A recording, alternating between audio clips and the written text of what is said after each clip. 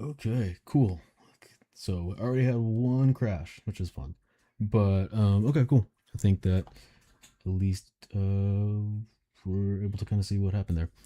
But cool, yeah. So like I said, first stream, so there's gonna be some technical issues. But for this one, we are gonna be working on this creature that I have going on here. I've been working on this one for a little bit on my free time. So just kind of gonna be continuing to build on this a little bit more as we're kind of testing out everything on this first stream because there will be probably some issues, but that's okay as long as we kind of figure them out. Cool, sounds okay.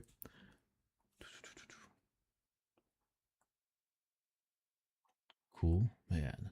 I need another monitor.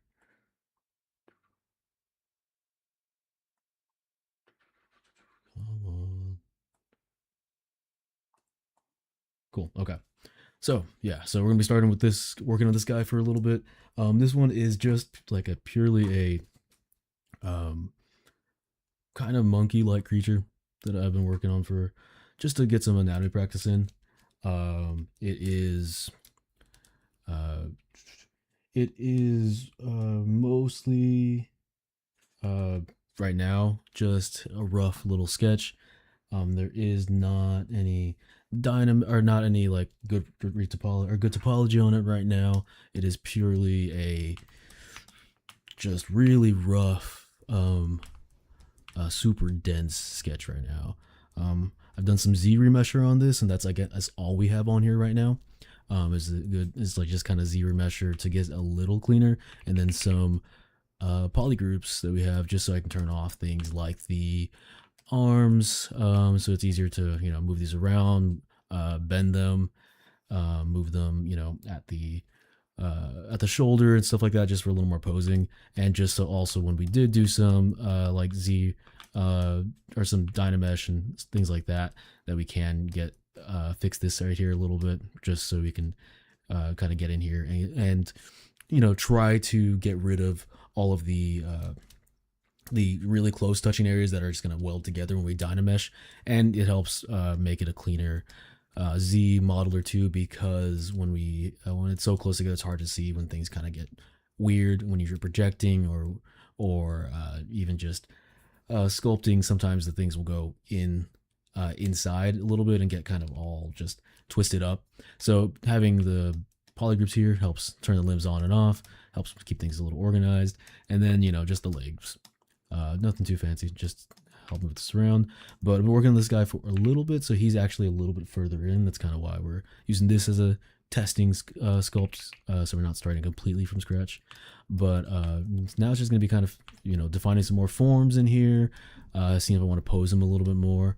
And I think so, like things like the silhouette, I think I want to push. I kind of noticed that he gets a little straight right here. And it's cool, but I feel like we can get some more weight inside in these or in his silhouette, and just kind of in his just the feeling he has.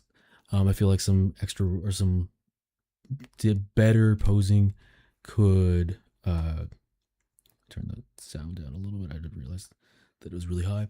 But yeah, just so we can kind of get something that makes him feel a little heavier and just a little bit more weighty. So we can go ahead and do that by coming to the lowest subdivision. So I'm working on a really low subdivision right now. Still kind of high because this is just kind of dense in general. But about 10,000 polys. So I come in here and see if I can adjust. Let's see if I can adjust his profile a little bit. I'm going to go ahead and just mask out his arms. We'll make it a little softer so it just doesn't get some harsh artifacting or anything like that. But we'll see if I can maybe bring, he's hunched over, but I feel like it's very let me see if I can use this helps. Yeah, so it's very much a pose straight this way, and then a very steep kind of pose this way. This line is a lot more steep than this one is, so we kind of just want to bring, I think I want to bring this back a little bit, this whole backside, his feet and everything, legs and all that. So I think if I do something like, what's the best way? Maybe if I can go grab these and then maybe grab let's change this to the lasso tool. So come through here, grab this. Oops, actually no, I want to go ahead and actually hide this. So this is gonna be select lasso. Oh, wrong one. We want to do Alt here. Boom. Yeah, that helps. And so now we can take all of this, and then we're just going to smooth that out a little bit. Control I to invert that, and I'm going to switch back to the widget tool. I'm going to go ahead and bring this to about right here. Let's see, about right here. It's about length level with the hips. You know what? I'm thinking I kind of want to keep his stomach separated out from here. So I'm going to go ahead and mask this piece, this top piece out. So it's kind of just becomes, let's get that right there too. So it kind of just becomes the legs and then just kind of some of the backside too, lower back. I'm going to have to probably go like this to unmask this. Boom. Okay. Let's try that. Let me soften that out a little bit. Let's try bringing that back a little bit. Something like that. That way, if you're looking from the side, we kind of go from this, and let's go ahead and actually, we'll do, oops. We're going to go here. We'll do a Shift S. Let's get a little further this way. So Shift S, about right here. That makes a little screenshot. And then we're going to go ahead and just move back a little bit like that. And so you can kind of see the difference between this one where it goes, the arms come very forward this way, but then here it just gets kind of straight. This way we start pulling it back a little bit more. I think it looks a little bit better balanced like that. I'm thinking thought process for this. Let's see.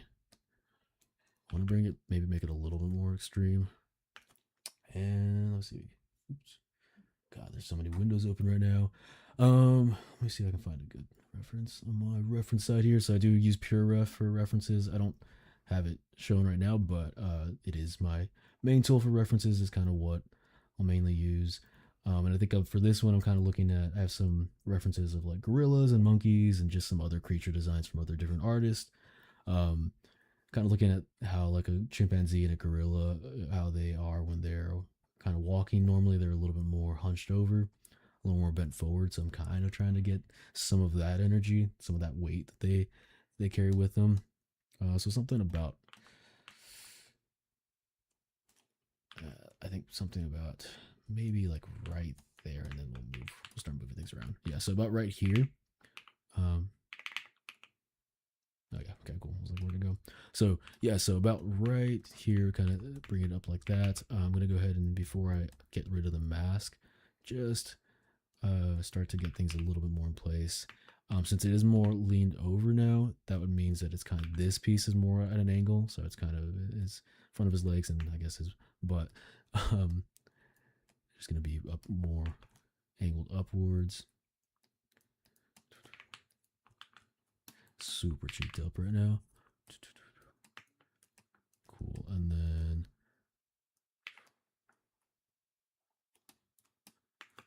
like that. And you may be wondering if he needed a butt for this, if this is important to the sculpt, and I would say it very much is. It's important to every sculpt to have some sort of butt on it, even if it's super small. It's just super vital to every sculpt you do.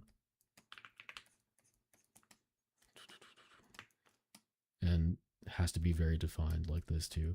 You can't just put a placeholder in. It needs to have the definition. Cool. That's funny enough. Cool. Okay. So now go up a little bit in subdivision. I am going to come through here, and I did turn, I like to turn down my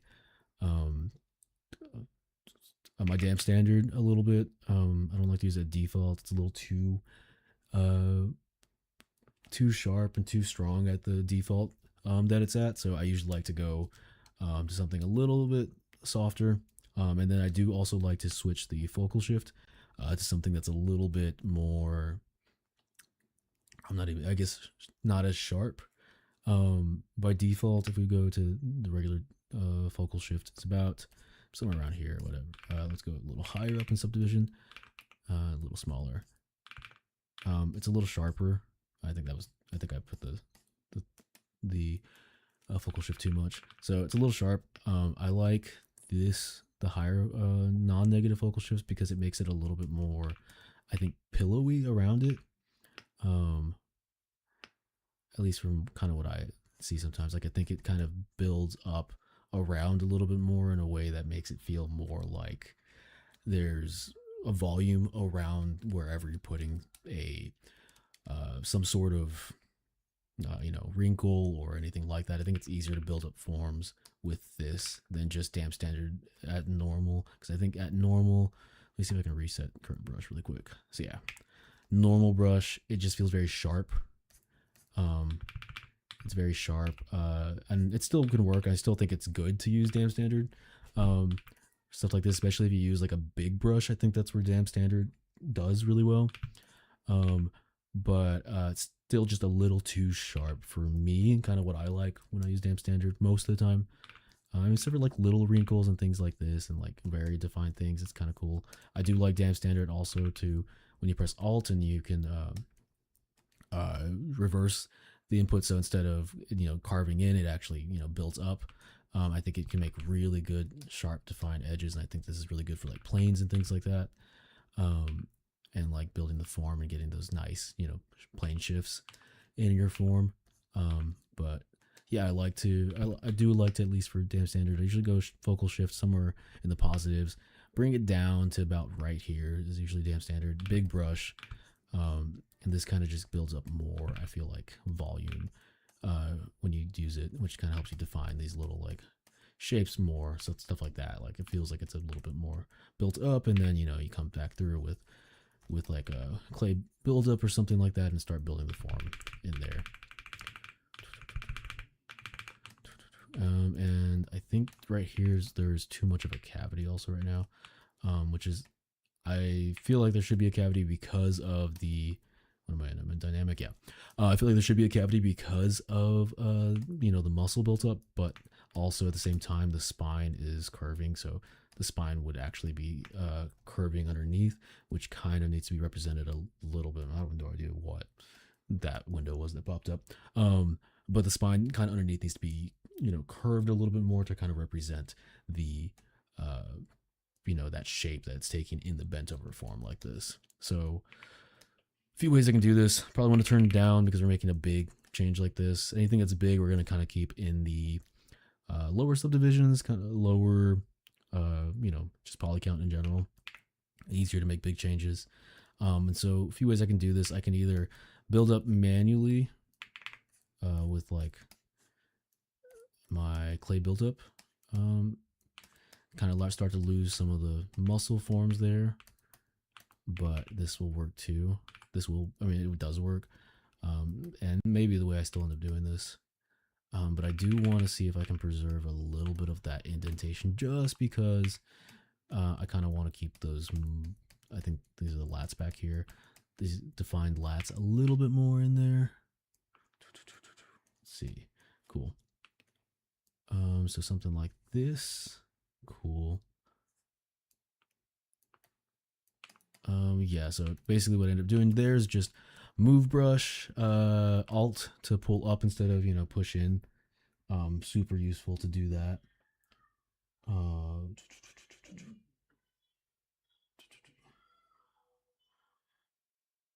But yeah, super useful to, cool. But yeah, super useful to use alt to build up form, or to build up, to move things around, move forms around, move volume around. And then I'm going to kind of come back through here. We kind of still have the muscle forms here a little bit. That's why I didn't want to just fill in the gap like we could have. This one right here, I think I want this to be a little more of a peak. Something like this. I think from the side, if we can kind of have it peak right there, which honestly makes me think that these shoulders kind of need to be peaking a little bit more too. something like that, I think feels a little bit better. And then maybe just a little bit, because then, so let's see, this is going to be your traps right here. This will, this head, the head net comes down right here. Traps maybe just come up a little bit more on the head side, the neck side, so we can build up a little bit more there. It's going to connect about right there. Let's see from the front. So it's kind of have to be constant. You have to be constantly turning everything around. You see, squinting at it, kind of looking at it to get a feel for it. So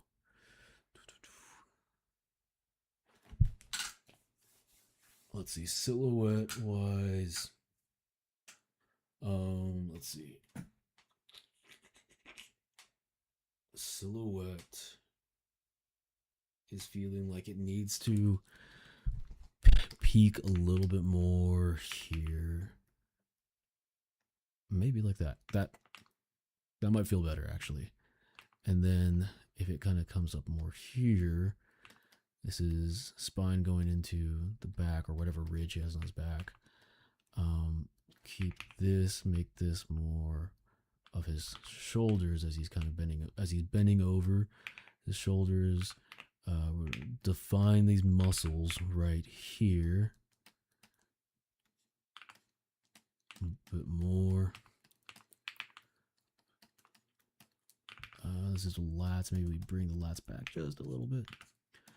This is the two little sausages that at your back, and technically this would probably be a little less defined. Let's see here. We're just gonna fill this in for now.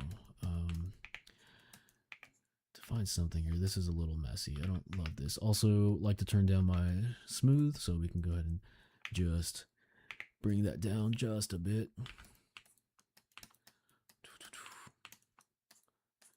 Cool.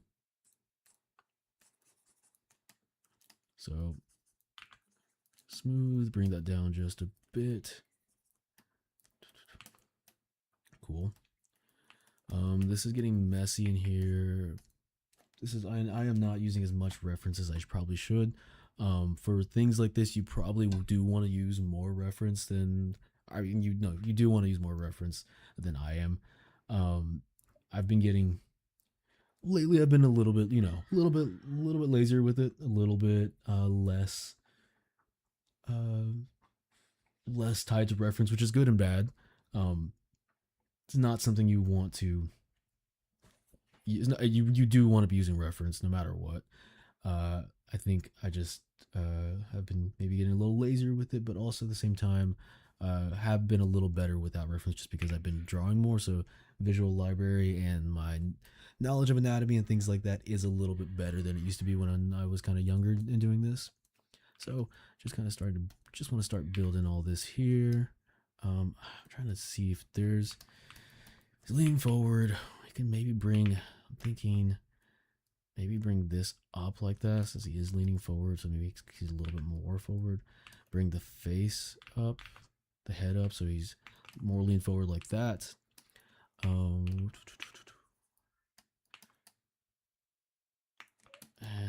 these need to be, I think, more tense. I don't know what the right word for it is, but I believe these are kind of more, I'm trying to see when you do, I'm trying to think when you do like deadlifts, this is kind of activating this too. I just feel like it needs more tense, maybe like a little bit more, and then this muscle over here comes over the top, and then that lets us kind of have this here. This over here is both muscle and it's going to be some more fat. So let's get rid of these arms so we can see what we're doing a little bit more. I'm thinking he needs more, everything over here needs to be more weighty, more fat. We're gonna have to also keep carving out because we want the fat to overhang, overhang the the empty spot or the cavity caused by the where the muscle and the I guess by your hip bone. Actually, your hip bone is defined there, so the fat will hang over your hip bone and come onto the leg a little bit. So we'll just see if we can kind of capture that there. And he is leaning forward like this, so the weight of this, which is you can't see my screen like that, you can only see the screen, you can't see me put my thing on the screen, on my pen on the screen. So the weight basically is going to be, if the creature's weighted is went like this, his it was angled like this, the weight is going to be coming down, always, gravity is always going down, so anything all along this way is going to be going down like this. So it's going to be, what is that, perpendicular to the angle he's at. So in this case, that's going to be his stomach here. This is where the fat, this is where the loose pieces are going to hang. Get rid of that.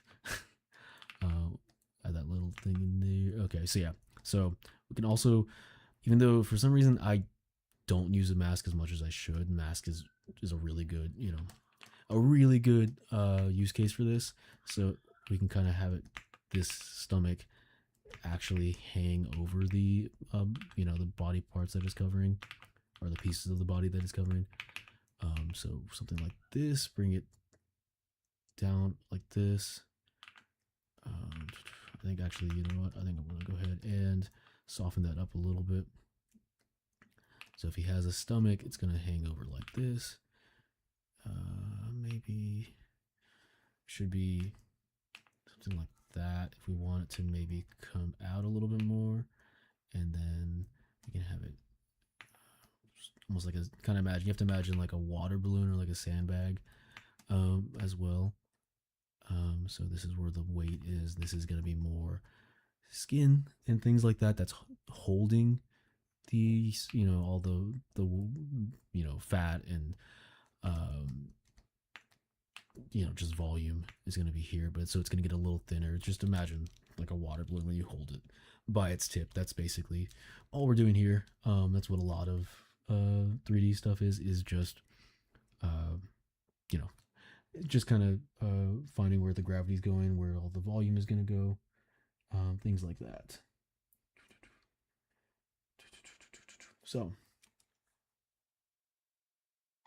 cool. So we're gonna go ahead and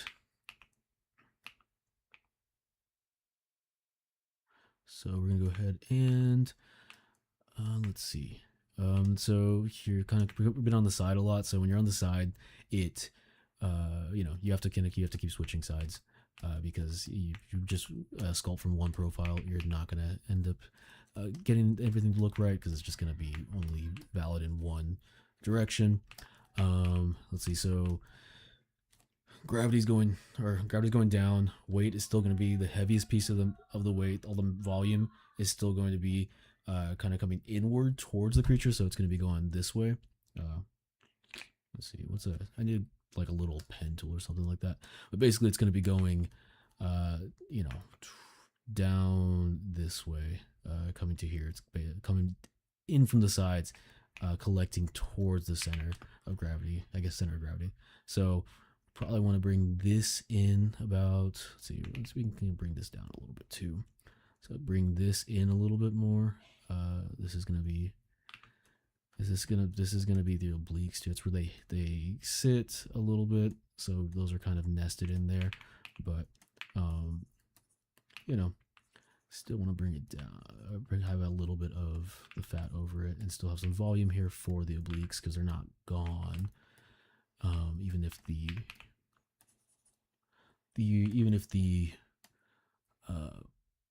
gravity and the volume and everything is going, this is going to be mainly centered right here. We've completely lost my train of thought there. Cool. So I bring this in a little bit more, and I kind of want to bring. That's not what I wanted to do. Kind of thinking I like this here, but maybe we flatten it out just a tad. So it's because it still does have structure to it. It's not just completely like a water balloon, even though that's what I've been using to describe it. So yeah, so I'm gonna bring that in, have it covering like that. Boom, boom, boom, boom. Yeah, we can kind of, so now we're at higher sculpt. You'll maybe at this height, but you know, still have something in here. Kind of use some damn standard in here to just start to kind of direct some of the flow, some of the tension that's in this weight. Build right here.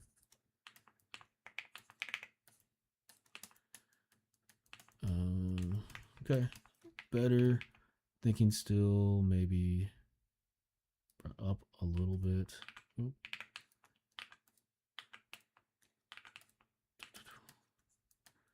Yeah, a little pot belly.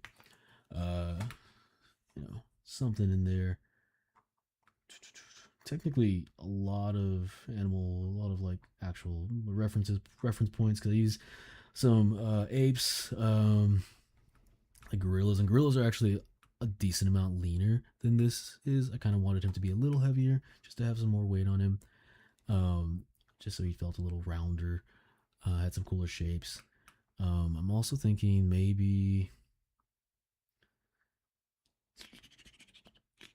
I think he's very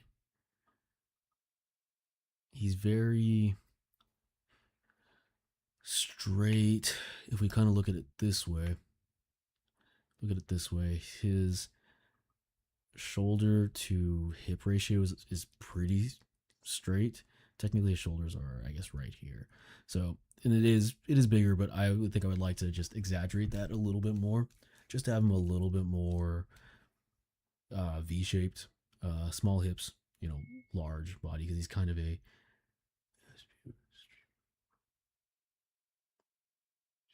no idea what that. But yeah, so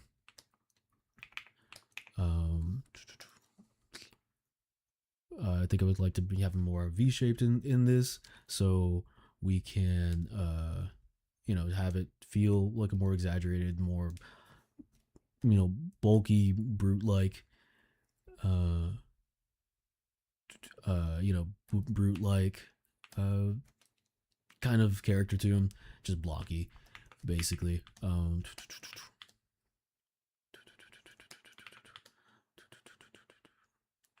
Let's see. Cool. So actually, well, this is part of the reason that we've already defined these. So go ahead and grab this.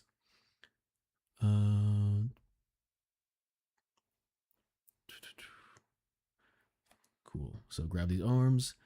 Since we have the poly group already in place, I'm going to go ahead and go down to lowest subdivision, because it is a it's a big change. So anytime, again, like I said, anytime you do a big change, you're going to go lower subdivision, so we don't break things. Because if we try to do it, if we go all the way up to the high subdivisions, there's just a lot more polygons to have to deal with, a lot more resolution. So you get, it's just more stuff that's moving at once. It just kind of gets a little messier. So if we go all the way down, low subdivisions, we're going to actually put our pivot points somewhere around the actual shoulders, because that's what we are,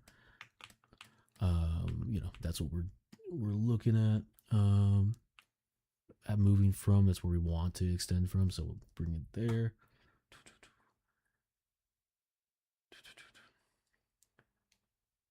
Cool. So, and then Control I to make this active. We're gonna go ahead and actually, before we go Control I kind of want to go here, soften that. So that's just Control click on there. Bring this out a little bit more. Cool. Yeah, so bring this out a little bit more. That brings the shoulders a little bit wider, a little more V-shaped. So now we look at it, we kind of go with it like we were looking at before.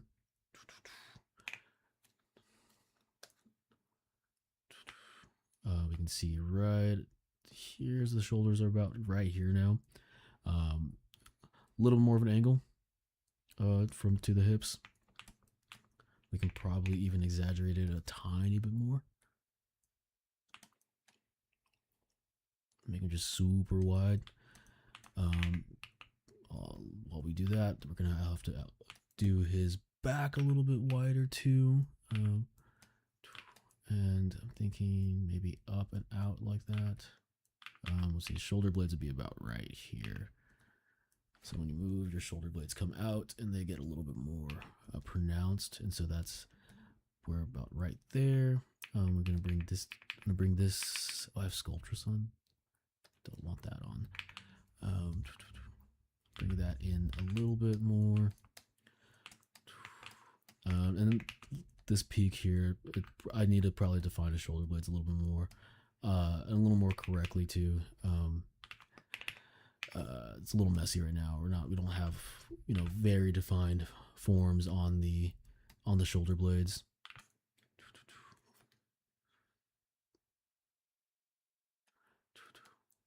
So this would be something that probably have to spend some more time on doing.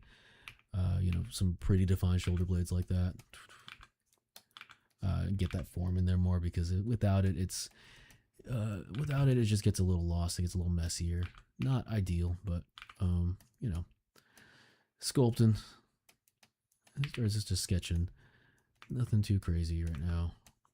Something like this character this is more of just something to do in my free time. Probably wouldn't be, taking this guy up to full resolution, UV'd and animated piece. May do it, if we have, if there's time and there's something, he actually, I like the direction more, or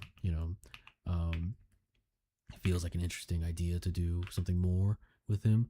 So it's always good to have him in the background, but I don't see this one, at least immediately right now. He's not big plans, other than just getting some sketching in, getting some practice in, getting some anatomy in, things like that. I don't see him being a full project, but who knows? Maybe someday. But yeah, so for something like this, kind of like I like how the shoulders are going a little more. I like how he's further back. I kind of almost want to bring him back a little bit more. Let's do BMT. So this is the Move Topological. I like this brush a lot. It goes based off your topology a little bit more than the Move brush does, and I think you can technically set any brush to be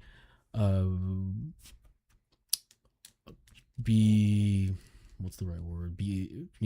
Set the topological influence of any brush. There's a way to do that. I don't remember off the top of my head.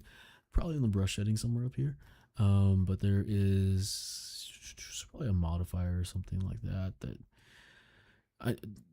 I know there's a way to do it. It's been a while since I've done it though. How goes the work? Hey, Druids Union. Work is going. We got this little we got this creature dude that's been working on for a little bit. This is just kind of a sketch, good anatomy practice that we're getting in.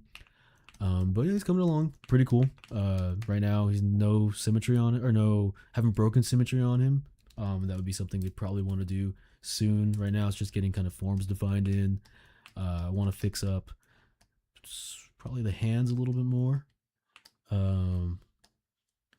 They're kind of roughly in there. Maybe some of the feet a little bit more.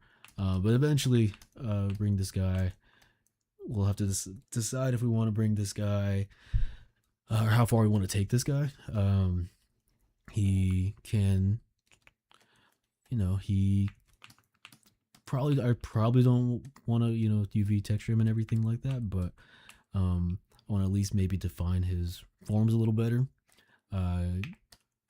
get things a little bit cleaner, and then we'll start breaking symmetry. And when we start breaking symmetry, that's when it'll really start to look cooler, because we can start adding in all the the tertiary forms, all the different volumes we can start moving around. Gives them more life. I also want to see if I can bring this pose to something a little more dynamic, and maybe that's where we'll call it on this guy. Just something to get to have him a little bit more display worthy. But right now, just kind of a chill sculpt. Just trying to get the stream figured out. So this one's a good one to get some practice on, because he's already worked on him for a little bit. But let's see. So right now, next thing is damn. Okay, so next things for him. Next things we want to do. We've got some better weight now. We've fixed the silhouette just a little bit. Fix the silhouette just a little bit. Lean back and squint. I think I'm liking that. I think I'm liking that as the or like the shape of him, I guess, silhouette basically. I feel like his shoulders are better than they were when we started this. Brought him out a little bit more, so he has more of a V shape. Feels a little bulkier. Just chilling a lot of work on long term. Oh, cool, dude. Dude, I've spent so much time working on world building stuff for D&D. It's something I want to explore a little bit more too on personal stuff. But what kind of a world building project you working on? I think it's super fun to work on world building stuff. Sometimes more fun than actually running the D&D sessions. But yeah, I've definitely spent my a good share of my time working on some world building stuff. It's always so fun to start getting into all the like you get into one thing and then you just it rabbit holes into a whole nother concept and everything like that. One of the things I'm actually working on in my free time is some stuff for what was originally like a sci-fi D&D setting. For my friends that we started playing in. It was super cool the few times we played. It's just hard to keep managing the hard to keep time management and all that and scheduling. But we've done a lot of stuff for it and sculpted a lot of stuff for it too. So it's been fun to build that on my free time. Let's see. It's a high fantasy post cataclysm for the high fantasy post cataclysm for the part of the time they'll be dropping players in. Always super cool. Post cataclysm, post apocalyptic, post cataclysm, post big events. Always so fun to do. And then I always have a good time whenever we would have like downtime or sessions would be, or couldn't everybody could make it, then we or things like that, then we'd end up doing like a one shot, and you do like a one shot with like the the big characters that were involved in the cataclysm and things like that, and then let your characters play or your players play through the big events. I think those are always super fun. But yeah, post cataclysm stuff in D&D, that's like always perfect. Let's see what are you. Let's see. So post cataclysm. What does your player party look like? What kind of characters you got going in there? Okay, let's see. So shoulder wise, I think liking this. I want to define this is a little messy right here. So we're gonna go ahead and define this back piece. It's getting a little long here, but kind of bring that in here. This needs to be,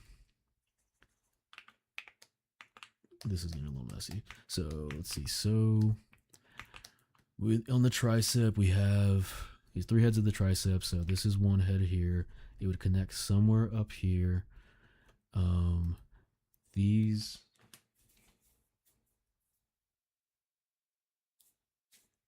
two, I don't have my little model here, my little usual reference model. I believe, I can't feel it on myself because my triceps aren't that big. I believe the 2 triceps on the inner side tend to, yeah, I'm pretty sure these two triceps right here, these two heads are the ones that kind of end up merging together a little bit. There's 3 still in here, but when you actually look with all the, fat and muscle and skin and all that together, usually these two, I believe it's these two that start to merge together, and then you have this one up here that that kind of will pop out a little bit. And everybody's different depends on how you're looking at. These will always differ on from people to people, especially depending on like fat and like oof, that's too much. Let's try depending on like fat and skin and age and things like that. Let's see if I can get this. Oof, getting messy in here. Let's see. Yeah, this is also why we need to eventually retopologize this, because this is all kind of a mess right now. Let's see. Oh, Druid's Union. Right now we have a Ratfolk, Skaven Rogue. Ratfolk, always good rogues. Goliath Barbarian. I had a Goliath Barbarian in mind too. She was so much fun because she tried to be she tried very much to be the moral compass of the group, and was also like an archaeologist and things like that. And then at the same time would absolutely wreck anybody that she felt like were causing any sort of injustice. Great player in the game. Let's see, Air Genasi Warlock. That's cool. I have not played. I've not had anybody ever play a Genasi. I always feel like if I had one, there's a lot of cool elements to them that I feel like I have not explored and would like to actually have to be able to play around with that like background. Old ones for warlocks are always great too. You can do some weird stuff with that, and it doesn't need to make sense either. Because the cool thing about old ones is that they can also, like, their, at least the way I played them, their intentions and planning and things like that were not supposed to be too fathomable, to the mortal. So they could want something really random and wouldn't make any sense, but like in their grand plan or whatever, it fit whatever they were trying to do. So there's a lot of fun to play around with that when I had one of my players as one of their patrons. And Aarakocra Ranger, that one's classic too. And Aarakocras are always as a DM, always scares you when your player can fly. You can plan around for it, and I don't like to I don't like to like ever limit somebody's ability. I know there's a while that some DMs would try to figure out how they could nerf the flying of their players, but I feel like it's just good to let a player use their abilities. Keeps the game fun for everybody. Let's see, the Warlock is linked to deity partially responsible for the cat. Nice. By the rest, but that was erased by history for the rest of the Pantheon. That's actually dope. I like that a lot. That's a really good way to tie in your character, your player, into the actual setting and make them kind of invested. I think that's like the best part about, or one of the best things you can do in D&D is find ways to get your characters into the actual setting and get them invested in it. And every character should be at least a little invested, because that's just the world they live in. But if you can tie them to something like big like that, I think that's really cool, because then it makes them want to know more about the setting, because it's important to their character and they're playing through it. I think that's definitely like a really cool way to do it.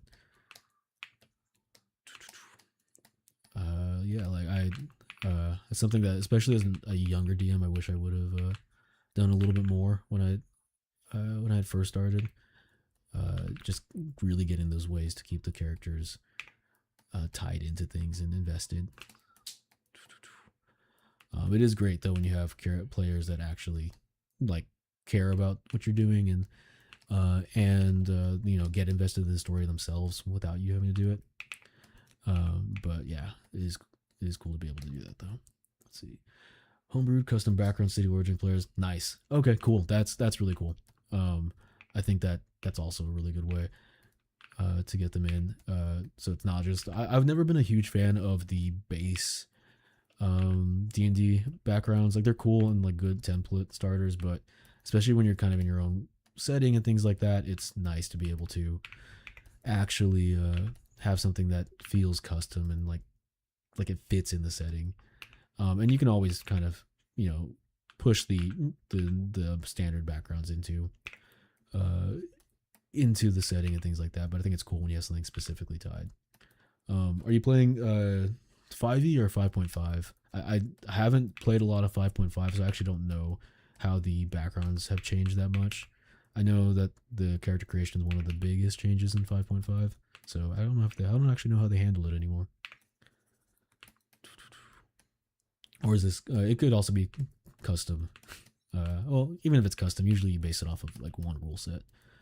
Okay, let's see. So forearm is kind of defined. I don't like this muscle needs to be okay. So forearm. This is this one. Okay, so forearm. See, this is the bone. Like this is the ulna radius. I don't remember what it is. So this muscle right here is gonna go over the top right there, and then come from the bottom here. So I kind of want to bring this muscle in a little bit like this. It should wrap, and it should.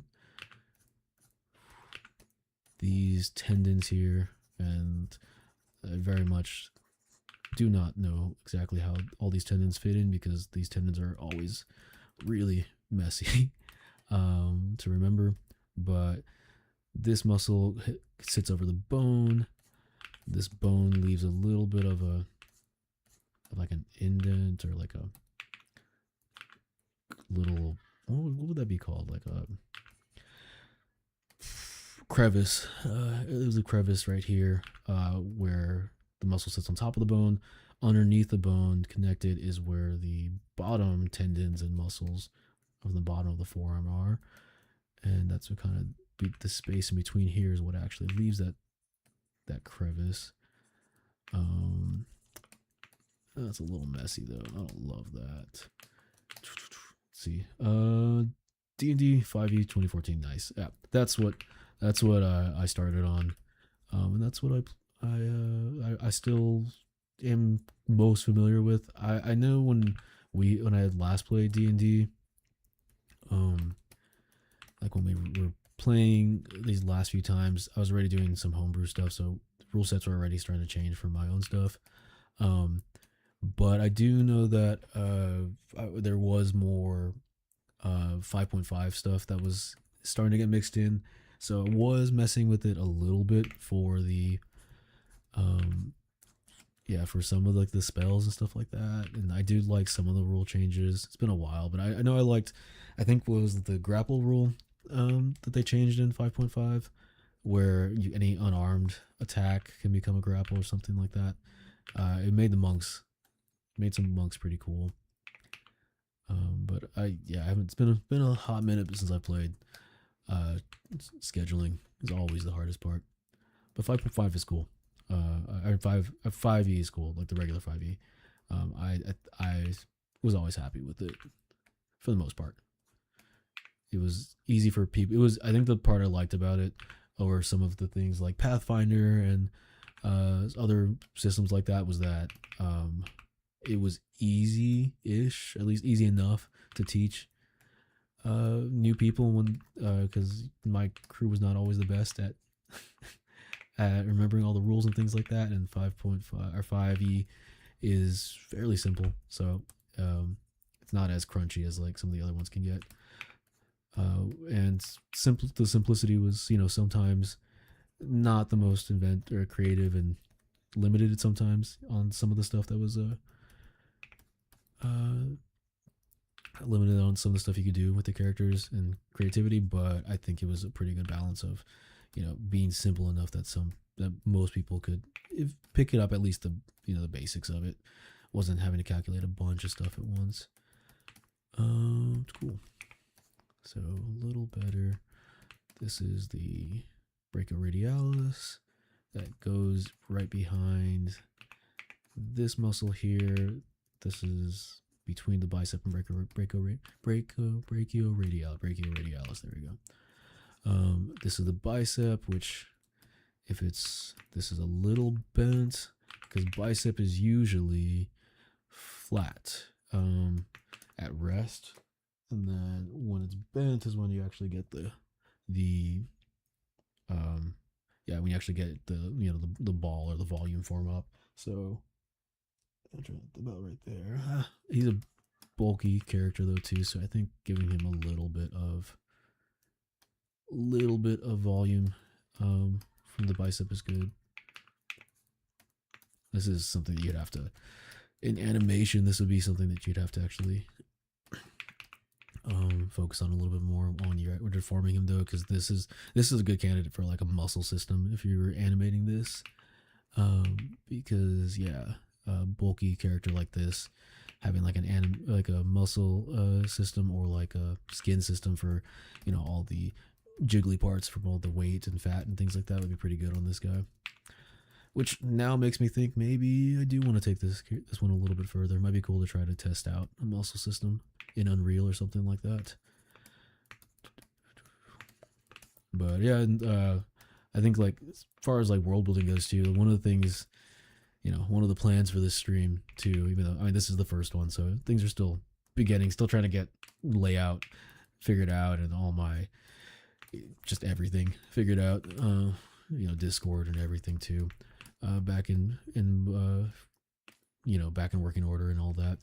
But one of the things I do want to do some more of the world building stuff I've been working on, see if I can share some of that in the stream, because I think it'd be cool to kind of show some of the process and get like one of the things I've been working on is trying to get things into Unreal some more. Ooh, actually save. It's been a while since I saved. I definitely need to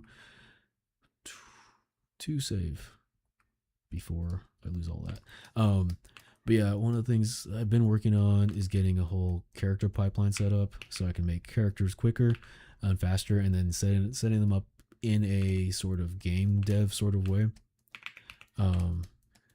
And that way I can make characters faster and then get them into Unreal and animate and set all reuse different assets and materials and things like that, and kind of use that to build or to do some more world building for like the setting I kind of wanted to work on. So one of the goals of this would be to get some more of that in there, because I think it'd be pretty cool to experiment with some of that. And I've got some Unreal stuff, in the works right now anyway, so it's some good practice for that too. I think we can get some cool stuff in there. Let's see, there's a little tendon. Right there. I don't have that one. But there's a little tendon, I know that's about right there. I'll have that pop out just a little bit. Oh, cool. And cool, just a little more defined. I'm thinking this, because this bottom muscle is more like I think like in drawing wise at least, we can consider the muscle and the or like the forearm kind of more like a chicken wing, because there's a lot of tendons here, but these tendons are thinner.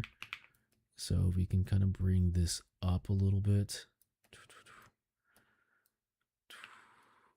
and keep this more like a chicken wing like this, I think that would help show the volume and structure a little bit better. Something like that, yeah. I think that's okay. So Druids Union, when's your next session for D&D? How much do you have to get ready before your players are going to be playing?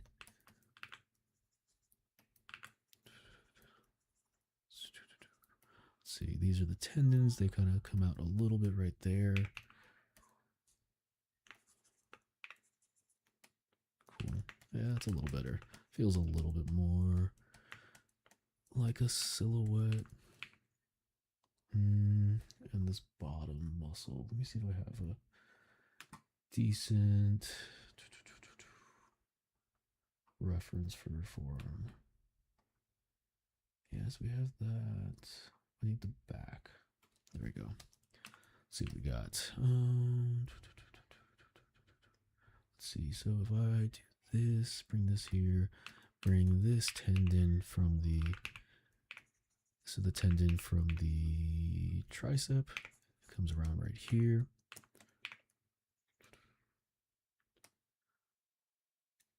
Tendon from the tricep comes here. Bring that mass up a little bit. Tricep. We can separate it out just a little bit like that. Yeah, that's better. Cool.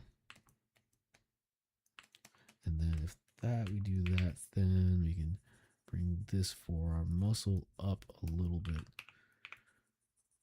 Right here, bring it back. And then I know that it's going to create that divot, but I think if we actually bring that crevice out a little bit, or, you know, because of the skin, the volume point of the muscle should be right in here. So we can bring it up like that. Boom. Yeah, okay.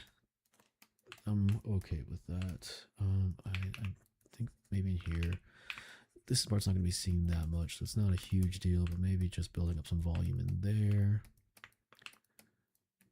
Okay, and then let's define this insertion point for this muscle and the bicep.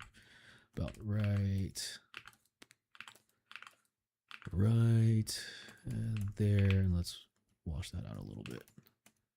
Cool. Okay, better. Let's see. Running for Warhammer 40k themes on one shot. Oh, there's one shot on 30th, and scheduled for my project. The Formless Sea starts ASAP. Oh, it's cool, dude. So you're running Warhammer 40k. Okay, so one shot based on 40k. Is still in D&D or in Warhammer. I've never actually played Warhammer. I did listen to a lot of lore on it on the podcast, just because it's pretty interesting. But I actually don't know too much about how it's played, other than it looks really complicated when you play with the actual figures and things like that. But I imagine if it's a D&D one shot, it'll play like D&D, just Warhammer themed, which is cool too, because I think lore wise, Warhammer seems really cool, but the little bits that I've done some research on the rules, it has not made any sense to me. Yep, D&D, cool. Monster Cheats the character. Yeah, dude, that sounds really dope, actually. Yeah, Warhammer's got cool lore. Just very much do not get how it's played from the little bits I've researched. But I think a one shot would be really cool in that. And then the Formless Sea. So is the Formless Sea your custom setting, or is that project? Yeah, is that the custom setting, or is that just the name of like the I guess the session campaign in the setting?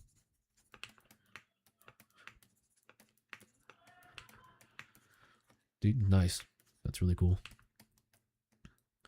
Homebrew universe. So is there more? Is it universe? Is there more settings inside your setting, like in a connected universe, or is it one planet or whatever?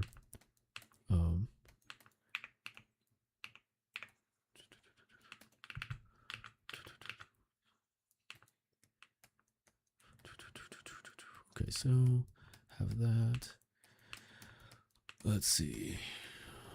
For padding on the fingers, I think here we definitely have a little bit more padding. We probably need to separate these out. That's gonna have to be done in retop, but I think we'll post this before, or we'll finish this one before we get to the retop level. Let's see, pads on the hands, we can go ahead and just harden those up a little bit. I think just trim dynamic on these, gets them a little harder, a little more flat pads. And then, yeah. Forms on these are not very clean, but this is a sketch, so it's okay. We don't need to be perfect on this. I do think that maybe if we can, let's do BST, or no, 5. I have it on this now. So we're gonna go ahead and just see if we can, no, okay, let's try this. This is a pad here, see how close we can get this. Pad here, pad here.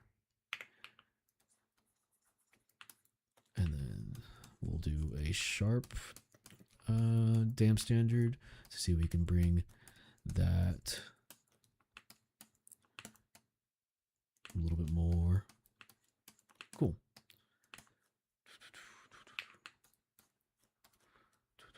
Let's see, just bring that a little bit more. This needs to be, if we go like by like a real hand, this would probably be its own pad. On the thumb palm area, this is its own pad here.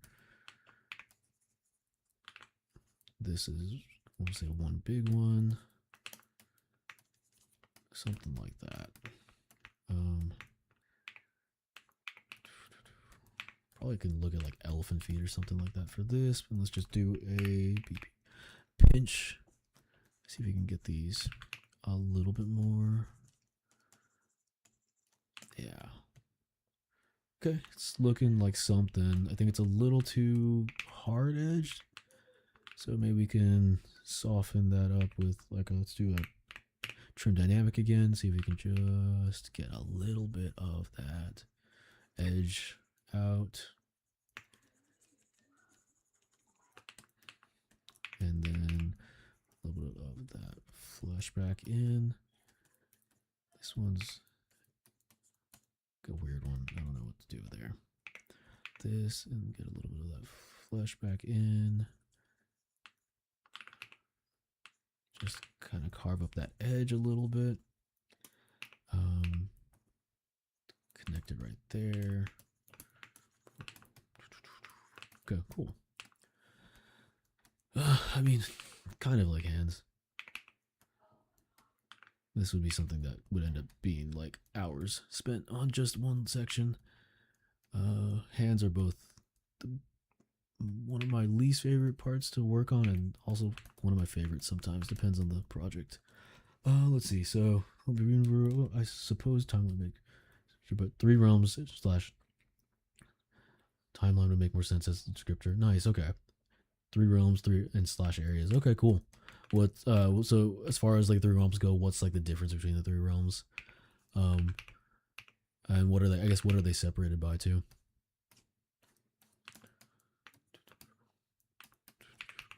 Been reading a lot of Cosmere stuff lately, so I've been in fantasy universe or fantasy lore for a little bit recently.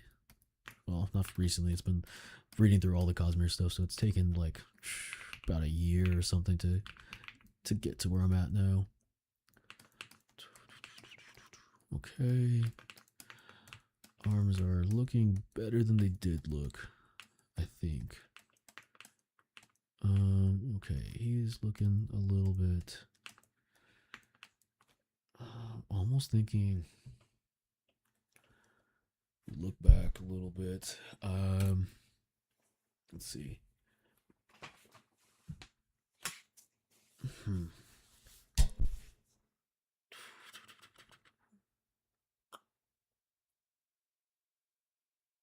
Maybe he's a little bit,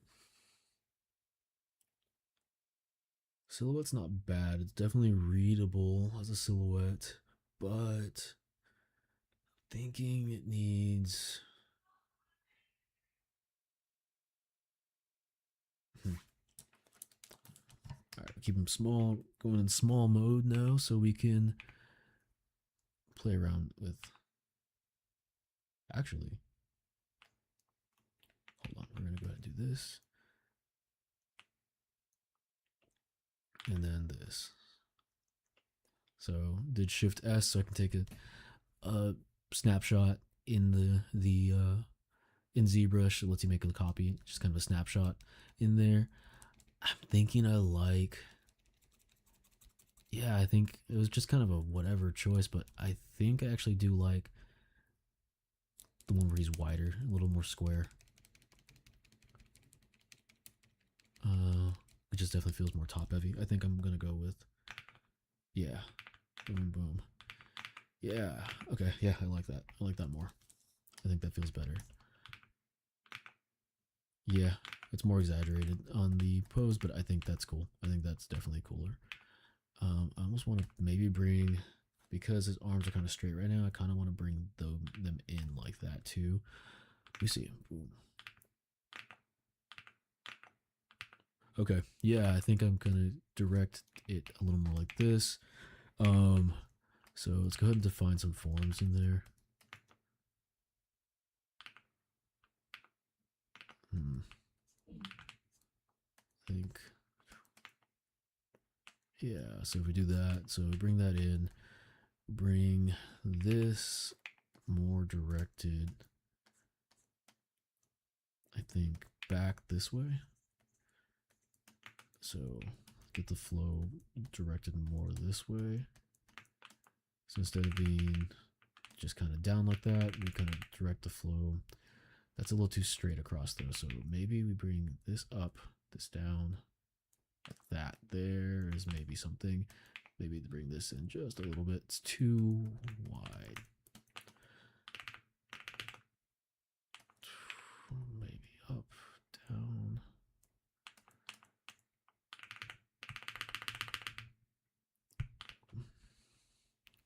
Okay, I think that's okay. I think I'm okay with that. This goes up since this is going down, angled down. I think this goes up a little bit more. And this is angled down, so it flows like that. I think this area right here can be filled with more skin though. It's too defined. There's a lot of stuff going on there, a lot of skin. Between all that stuff, I think that's okay to just kind of fill up and not be as defined. You can lose some lost edges in there. This goes up, this is down, this is up, this comes up a little bit more, flows above the shoulder and shoulder blade right there, and then maybe has a little bit of an insertion right there. Not super accurate, I think, anatomically, but we don't need to be 100% accurate because this is not a real creature. And even if it was, we don't need to be 100% accurate. Okay, I'm liking that. I think that's okay for right now. And the okay direction to go into, at least. It's originally supposed to be a sloth. Let's see. One is Celestial Plane. Okay, pretty cool. Celestial Plane, pretty much space. Dope, dope, dope. Only plays deities can manifest in their true forms without warping reality. Okay, that makes sense. So, place of the gods. Classic one. Draconum. The planet has formed a shell around the creator goddess, and 3, the abyss, which internal prison realm. Okay, cool. I like that. So the planet that has formed a shell around the creator goddess. Cool. So the shell is like, I'm assuming the shell, it still exists in the celestial plane, but the creator goddess was in the celestial plane, and the shell was formed around her and kind of created a sort of planet inside the celestial realm. Is at least that's where my mind goes when in the description. I think that sounds pretty cool. That's a cool way to kind of play. I have a planet, but like have like a cool reason for having the planet. And then the abyss, which is internal present realm. Always good to have like, some sort of like damnation in every setting. I think it's always fun. That's always really fun to especially have your players go into. Nice. Okay, cool. Yeah, no, I like that a lot. I think that's honestly something I might steal at some point. No, I think it's a cool idea. I think that's a cool way to have like a reasoning for a planet. that still feels like a planet, but has like a, you know, a something that makes it at least more interesting.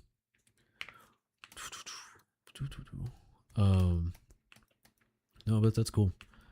I think that's a pretty fun one to explore. So in the Celestial Realm, if your players ever go to Celestial Realm, what does that look like as far as like traveling through it? Is it like traditional space travel, or is it um more like D&D, like astral projection, where it's like you're just kind of like floating in a little pseudo form or whatever, energy form? Does it have like the whole vacuum of space kind of vibe to it? Okay, let's see. So ribcage can maybe come. Let's see. Ribcage, I feel like maybe we can turn the arms off. This. Let's see. Let's do this. Okay, so this is a little bit of a wider ribcage. Boom, and then we're gonna go back to.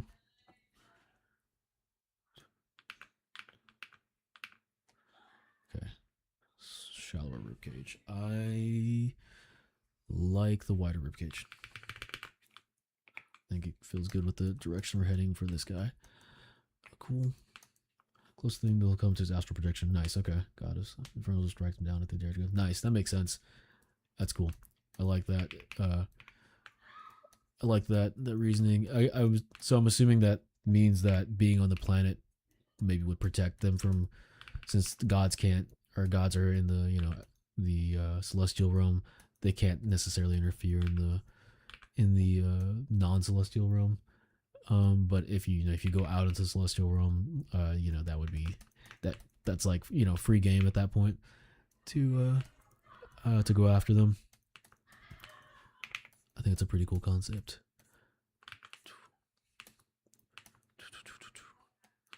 Nice. Okay, so let's see. Shoulder. Our clavicle would need to probably be a little higher. I think it's a little too low. Boom, boom, boom. Let's try this. The shards in the world often. Gods can do manifest as shards into the world quite often, take place in world fairs. Nice. Okay. Cool. But are the shards they manifest as? Are they full power, or are they like just more like avatars that get some of the abilities, but not like celestial realm powers?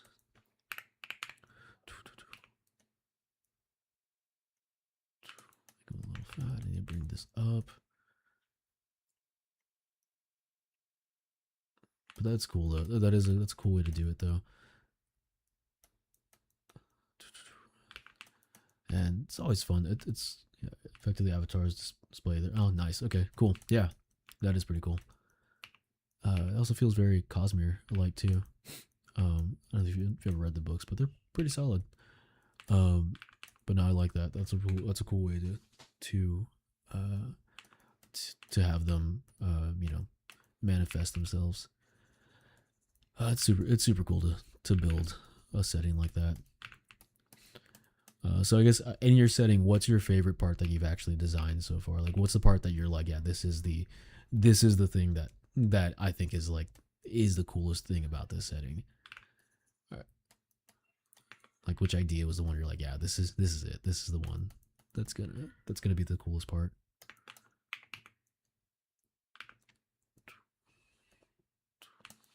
Cool. Okay. Little head. Let's maybe curve that just slightly.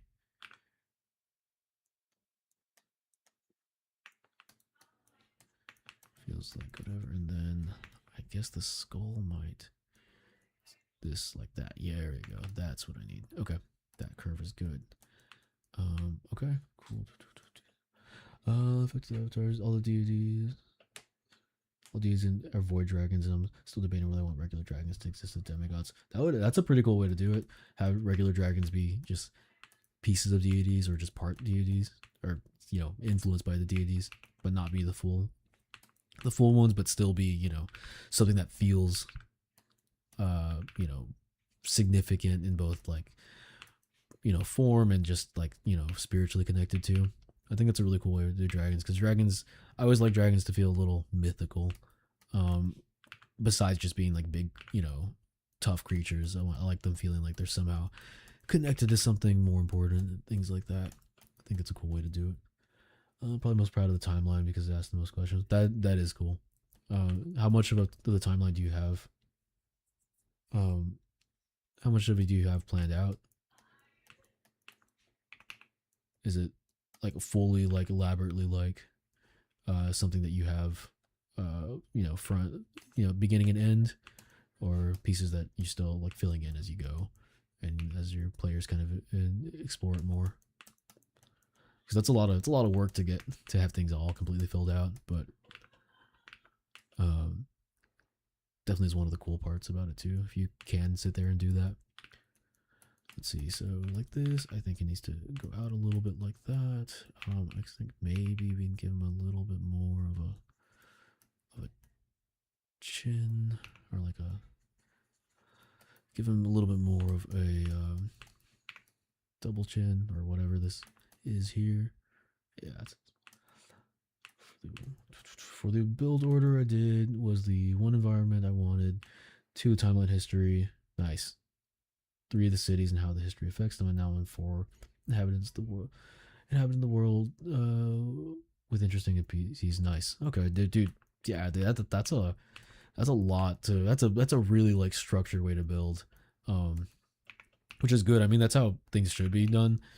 I don't know a lot of people that actually will build as structurally as sound as that, though. I think a lot of people, like, you want to you know, build like really detailed and really, you know, in structured like that, but it ends up being that, you know, people end up like starting at the NPCs and then working backwards or something like that.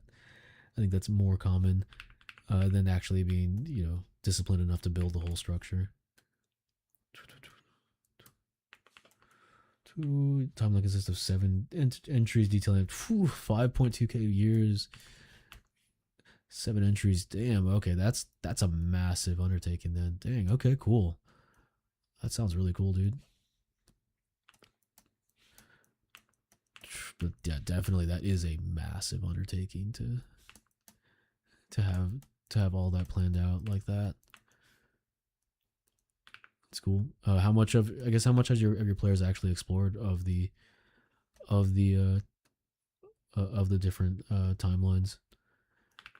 Are they mostly been in one area, or have they actually kind of gone through different points of the in the setting? Or I guess, have you guys even started yet? I'm not sure if I think you mentioned that you were still working on stuff, so you might not have even started yet.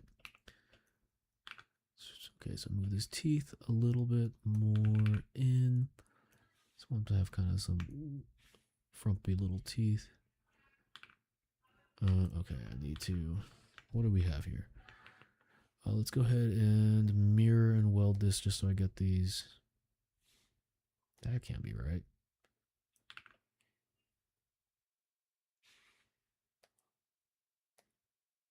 Weird. I don't know how those got messed up. Is this?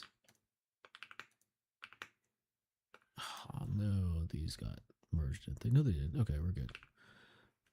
BMT auto groups. Here and weld. No, can't do that with that. I need to unhide, mirror and weld. Okay, there we go. Everything has its own polygroups now, so I can do the teeth a little bit more. Shit. Nope.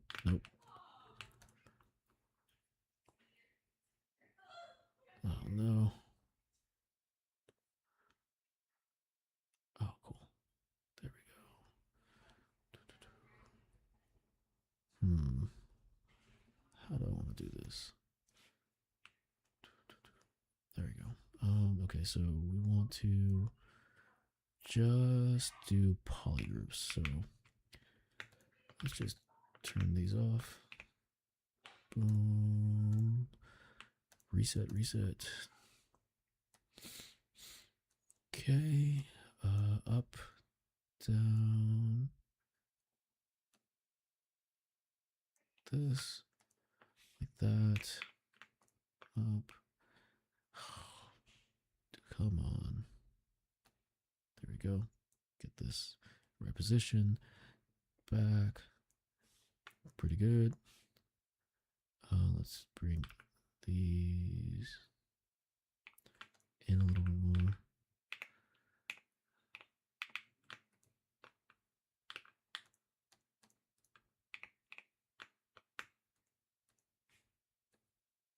There you go. That's what I was looking for.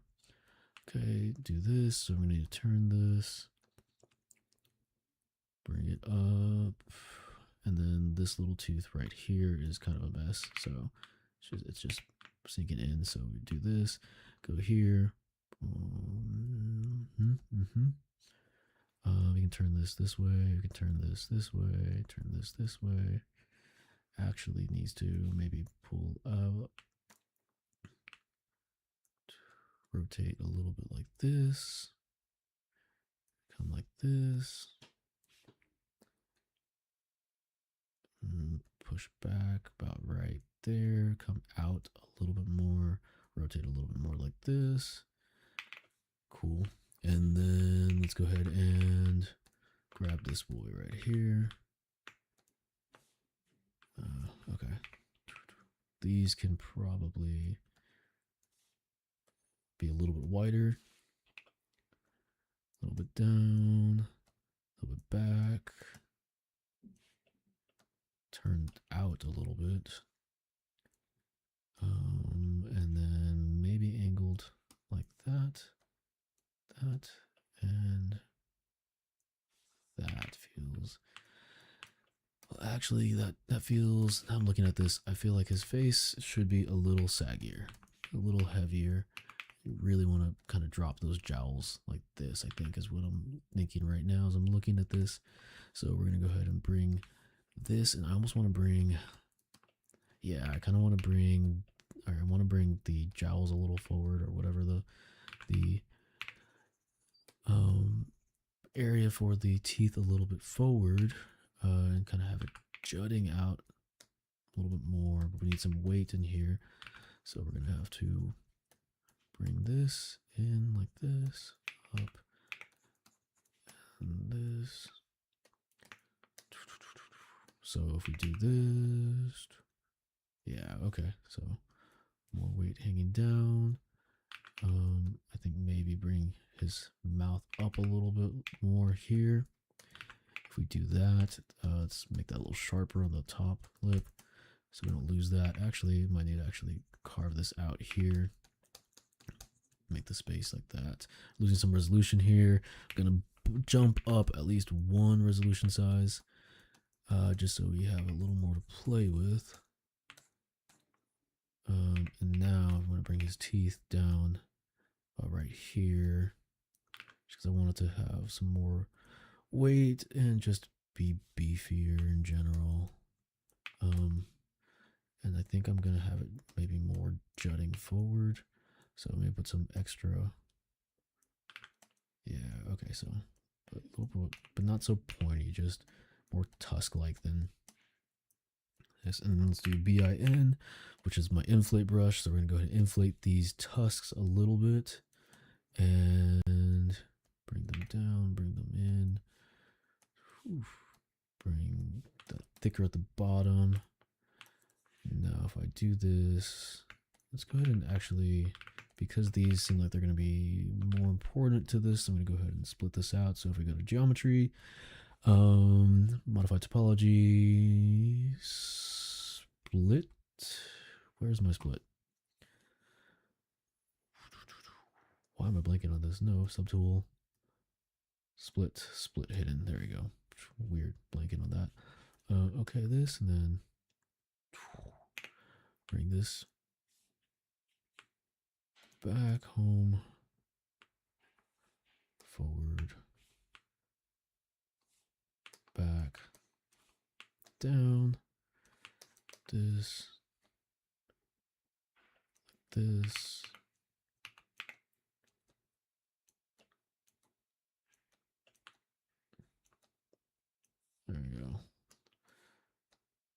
Little teeth for now.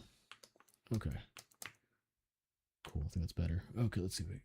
Partially excited from the players are done. Because then I can make a change rule depending on. No, yeah, see, that's the coolest part about D&D. I think in general is just being able to have your players directly affect the world, and also that kind of helps you write your story too, because there's things that your players will definitely do that you fully are not expecting them to do, but it really is interesting to like see to like really make the world change based on that. I think that is still one of the coolest parts about D&D. It's just making a story with your friends basically, um, which is just, you know, collaborative storytelling is just such a cool thing to do. um, right now I'm putting my Google Doc over to Obsidian since I found out about it. I'm frankly fed up with AI assistants. Yeah. No, Obsidian is what I use for a lot of my stuff. I think I've gone through a bunch of different ways to manage notes and things like that. Obsidian is the coolest way. I think it is both very free form. And so it gives you a lot of freedom to so you're not locked into like a specific structure, which I like, because I like to be able to do some stuff ad hoc and things like that, and be able to like, just be able to make new notes on the fly and do things quickly if I need to, and not go through a bunch of web pages or things like that. But Obsidian's also very customizable, as far as like all the plugins you can download. Is one of the things that I like on mine. Is I use Obsidian for a few things, but there's plugins like I use for like my planners and things like that, because you can make like Kanban boards and stuff. Obsidian has a really cool uh, I like linking tool that you can do. Is it makes like a big web of all of your linked things together, and it's really cool to be able to organize by like that. But as far as plugins go, I mean, they just have so many things you can make with the plugins. Uh, some people do some really cool stuff. I've seen people make some pretty cool things for like different RPGs too. Like they'll make like cool player sheets and things like that in there, with like custom styling and everything. It's really cool because it's there's so much freedom in it, and it's also just really like simple also when you need it to be too, in a way that's just really nice when you're not being locked into any other structures or things like that. I just put what it looks like in the test. Nice. Okay, cool. Dude, I have to check it out. Let me go pull up the Discord. I actually did not think we were gonna get any movement on the Discord this soon. Ah, dude, dope. Oh, cool. Yeah, this is really cool. This is one of the cool parts, being able to link everything like that. Let's see. How can I share this? Oh yeah, I can go to my. Let's see, what's the best way to do this? Let's pull this up into the default.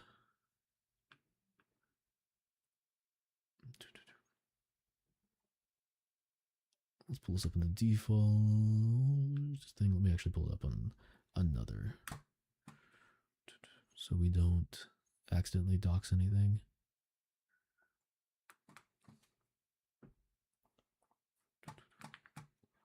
Let's go ahead and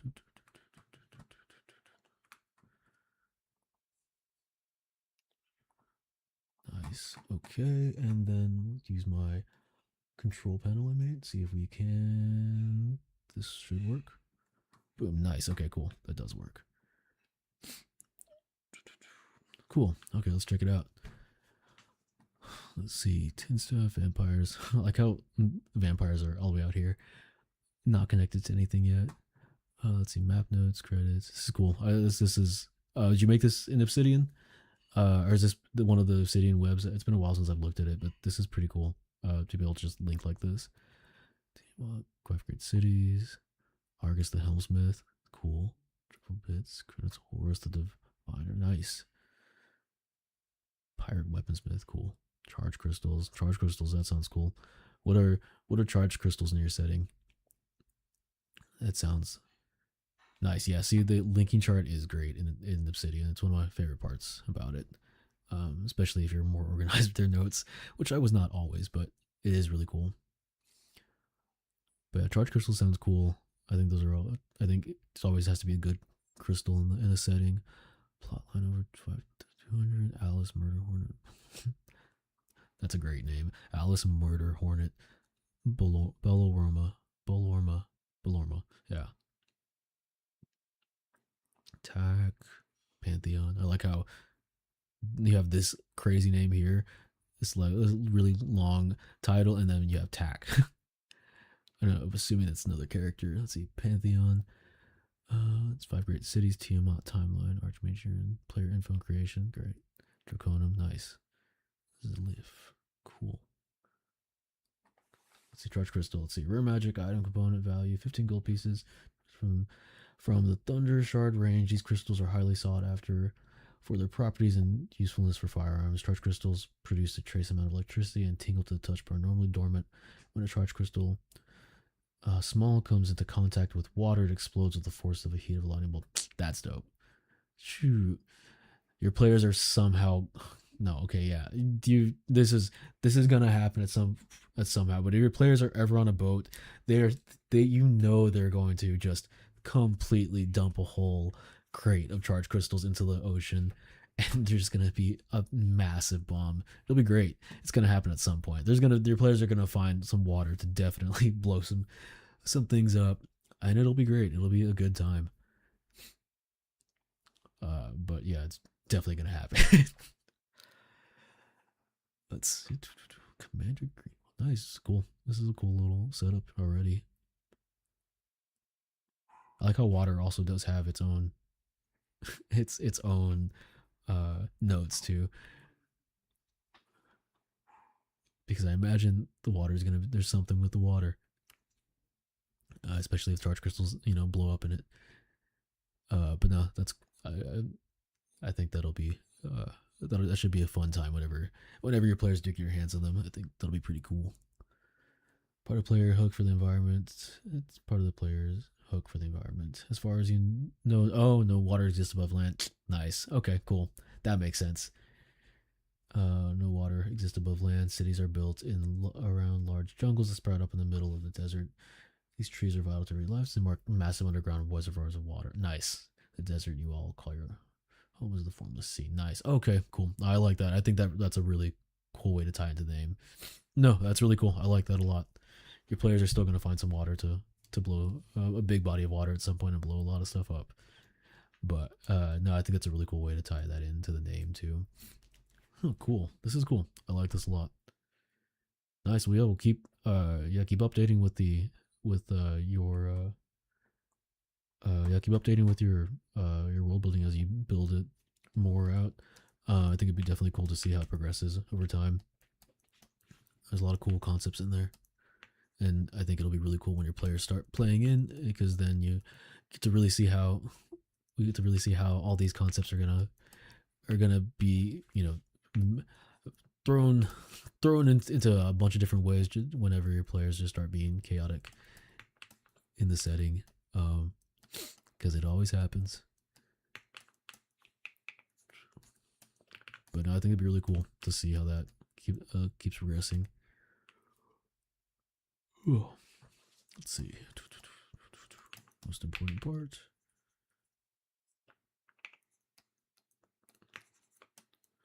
That's the hips somewhere. Hip technically would be right there or something like that.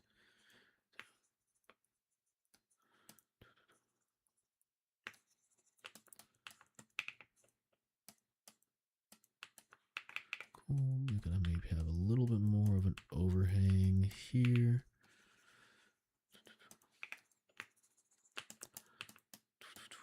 Cool. Thanks for being, I think, probably the first person on the Discord too. Like I said, this is the first stream, so wasn't expecting to have anybody actually join this early. So yeah, again, thank you for that. That's really cool. And I'm definitely excited now, because now we get to actually follow the world building as it progresses, which is what which is part of also the reason that I wanted to start up this stream too, so we could see what everybody else is working on and have a community of people working on cool things. Yeah, because definitely not getting enough creativity and regular work, so need to start building up art communities again. Nice. Okay, I'm liking the face. So as far as so outside of D&D, are there any other hobbies that you have that you like to do? Anything else that's like one of like something that you would say is like your thing?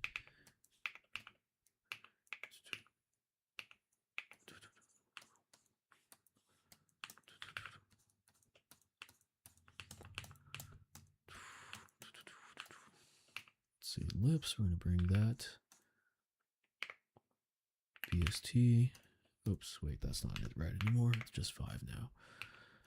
Okay, so this is going to be the overhang of the lip that kind of comes around like that. We have that terminate in there. Feels not right. Something like that.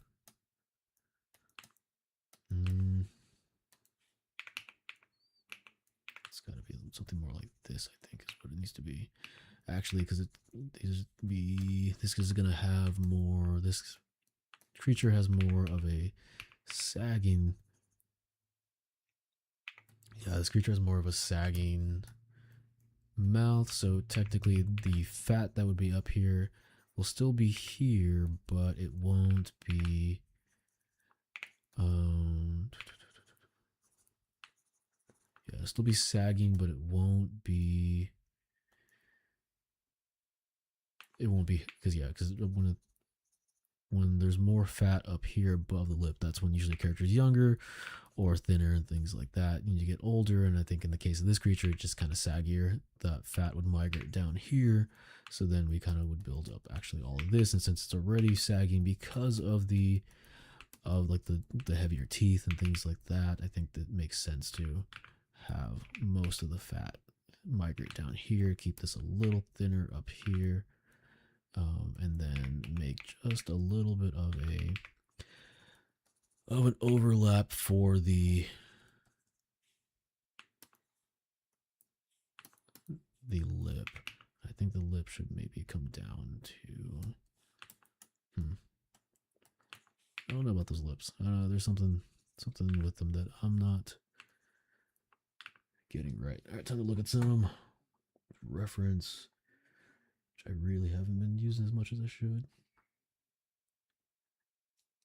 Yeah, I think, okay, yeah, that makes sense. I think maybe we bring the lip more in here, terminate it in here at a kind of more of like a ape mouth. I think that looks better. Then this fat right here, it should be thin up here, and most of it's going to come down right here. I think there's still maybe a little bit of a overlap right there. I think that maybe we're going to bring this lip in a little bit, round it out a little bit more. And then this also, it should have an overhang, but I don't think it should be that much. Cool. So do that. Cool. So do that. This is still, I think, too high up. A little frownier. I think that's good. And then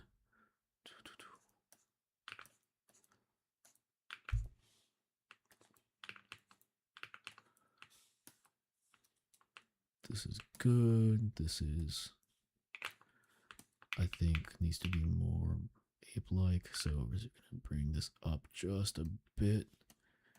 Yeah. And then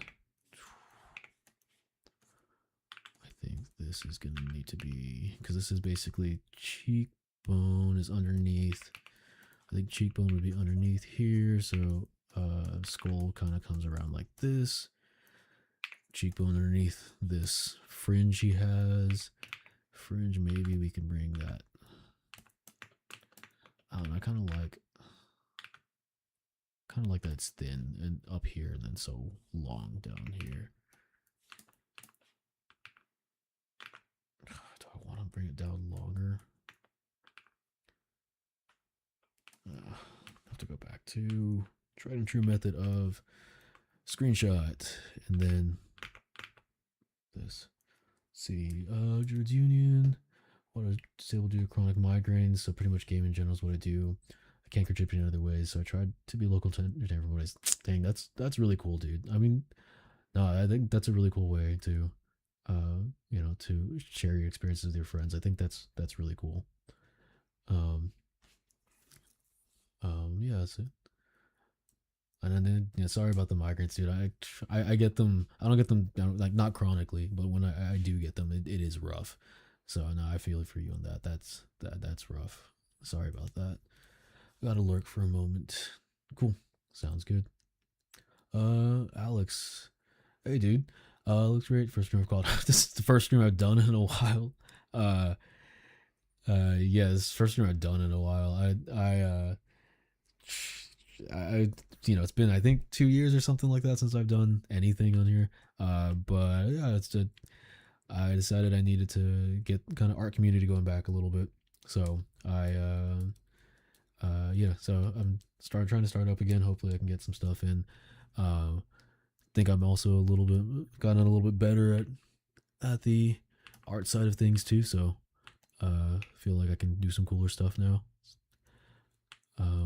To actually be able to make some cool things that people will actually hopefully be into. But yeah, thanks for stopping by. How have you been, dude? It's been forever. I was surprised you still subscribe to this.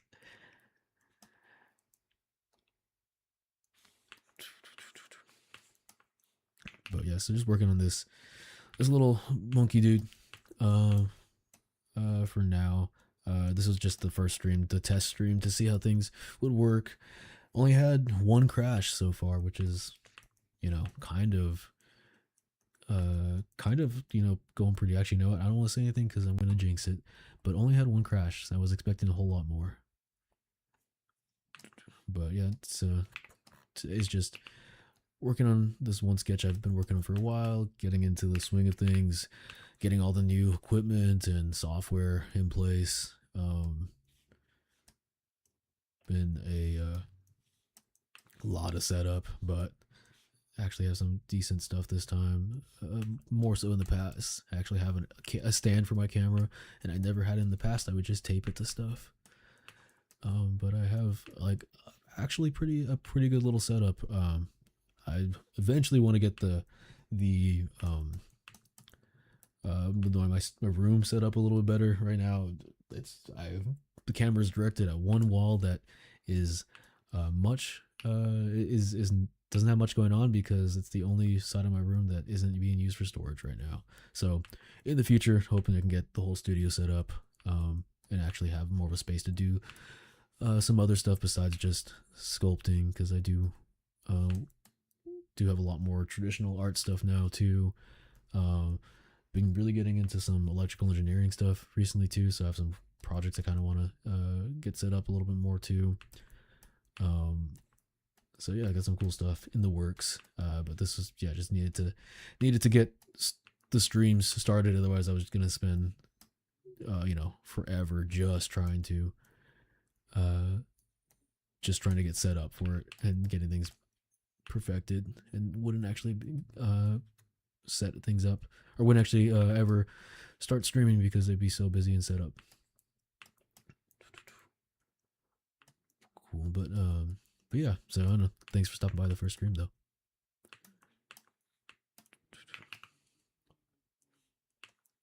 But yeah, I think one of the other I think because as far as work goes, my work is very much not art related to, and very very isolating too, just because I work from home. So I think the stream is also getting the community set up is also a way to get the get some sort of outreach on any art stuff as well. Yeah, because I think when you have other people and you have other ideas floating through, it just kind of helps helps just creativity flow a little bit more. I think it adds a little friction to getting feedback and things like that. All of that helps just make more stuff. So that's kind of the goal going forward. But it will take a little while to get everything in place. Even the little stream setup. I have a custom web page I'm working on that's running, that I got set up as for this, and is running like the different effects and UI stuff and things like that. But eventually, what the heck? How'd you get in here? My dog just walked in. She opened the door somehow. I have no idea how. But yeah, eventually want to get I just kind of have the skeleton for a lot of stuff right now. Eventually want to get things actually prettier and polished. What's up, girl? How you doing, girl? Let me go close the door. I'll be right back.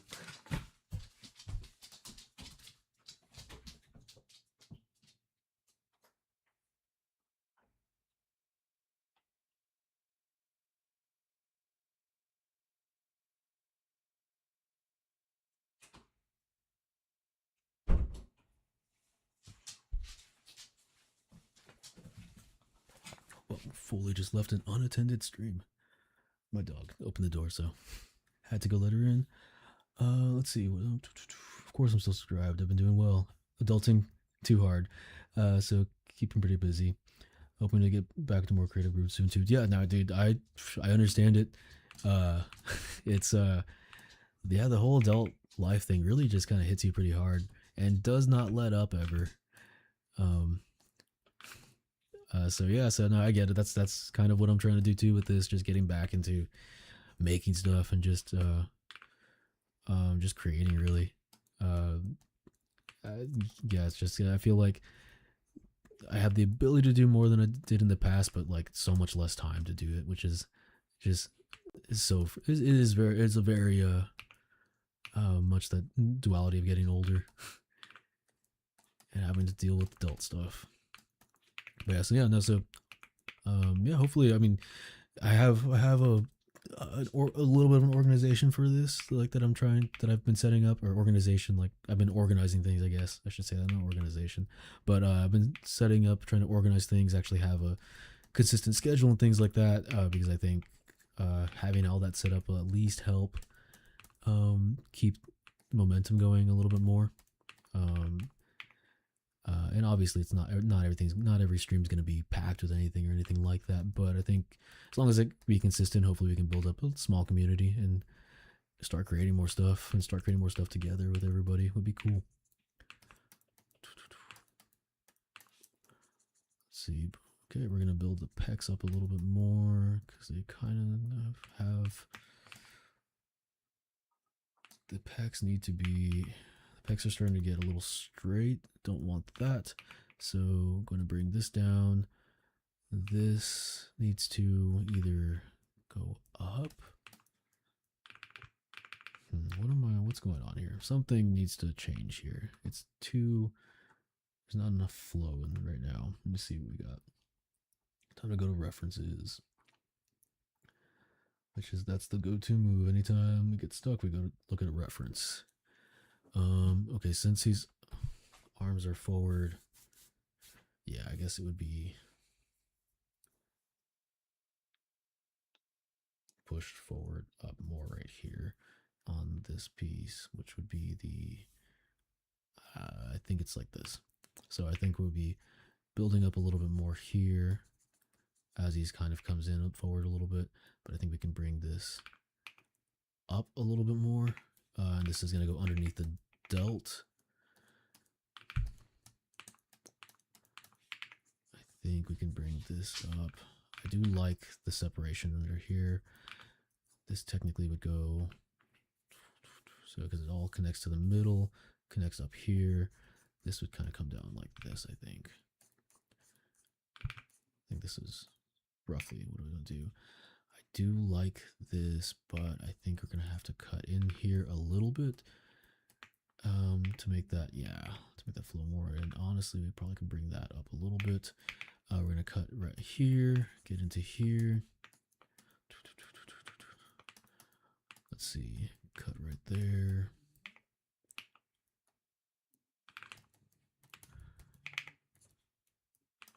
Bring that up.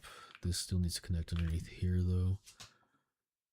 And how do I want to do that?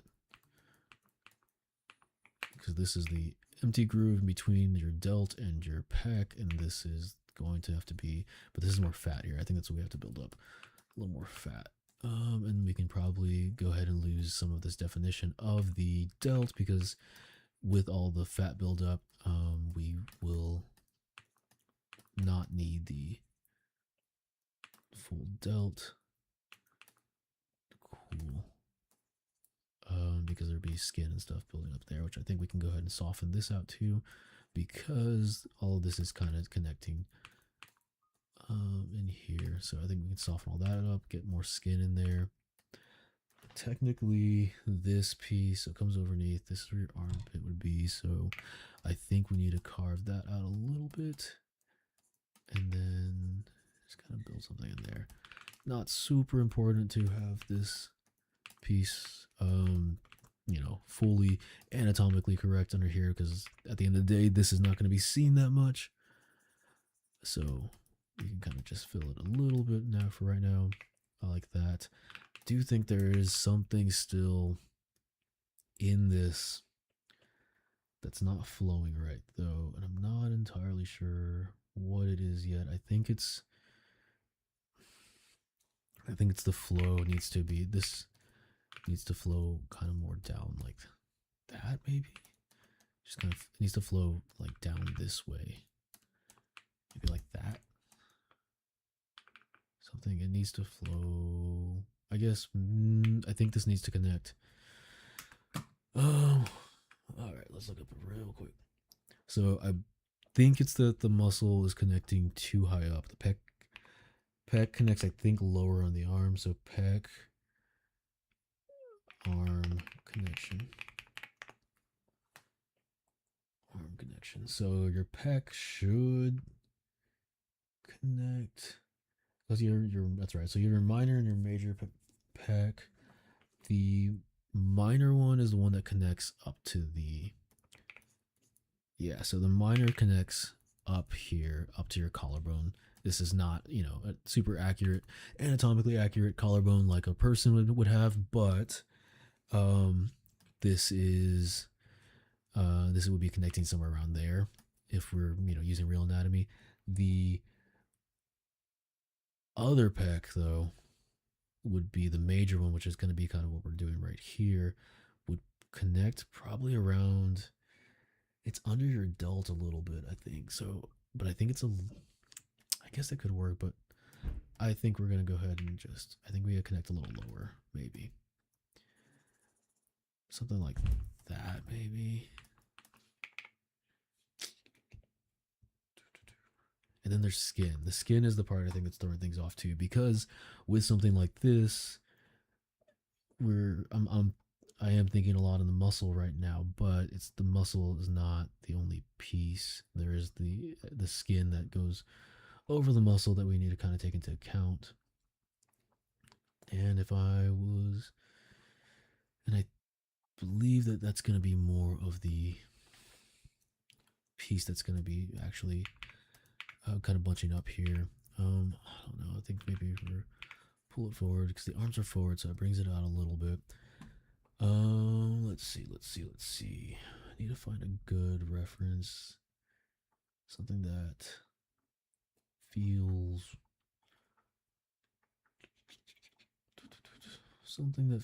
like it makes sense with the weight of the character. Thing, come here. Come here. That is my dog barking. That is probably going to happen sometimes, because my dogs are very loud and they do like to bark a lot. Okay, so if we look at a Let's see. Ogre from Baldur's Gate 3. Is this going to be the right reference? It could be. Nope, I don't think that's the right reference. For this, we need something that has very folded skin.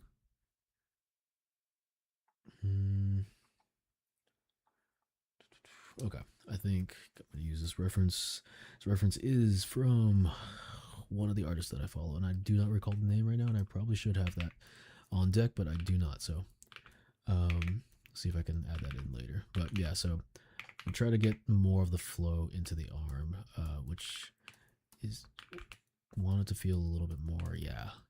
Okay, this is kind of what I wanted. Yeah. So want it to feel like there's skin there. Want it to feel like it flows a little bit more into the arm. We don't want it just straight across. We want it to kind of go in. Yep, puppy stream moderators. Yep. Come here, thing. No, yeah, there will definitely be dogs in this. I have 2 dogs right now, and they are both like to be very yappy, and they both like to set each other off. But I'm sure that they're going to be making some appearances because they do not like to leave me alone either, which is good. I love my dogs.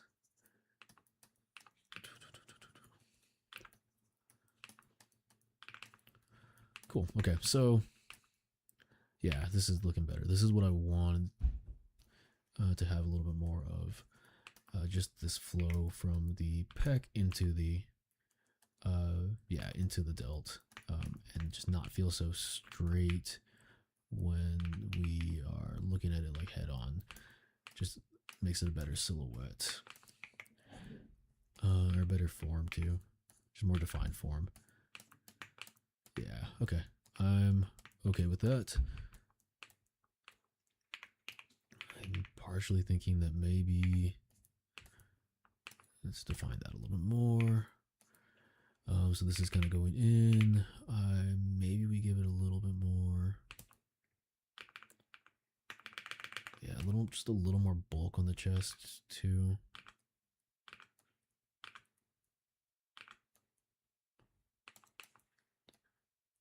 Because there would be just a little bit more fat buildup on the pecs for a character as big as this one. Almost like, let's see. So you can kind of bring it down there because the muscle is going to be centered like here. So anywhere that's not the muscle is going to be where more of the fat would accumulate.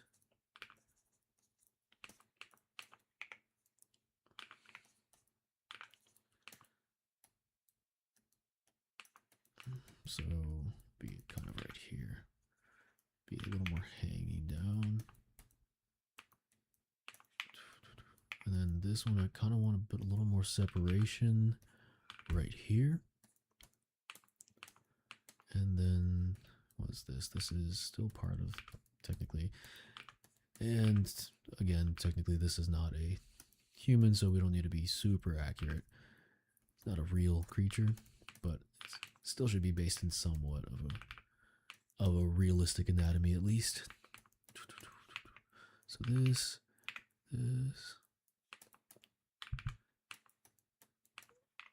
Maybe bring this up just a little bit, this down just a little bit. And then maybe bring this up.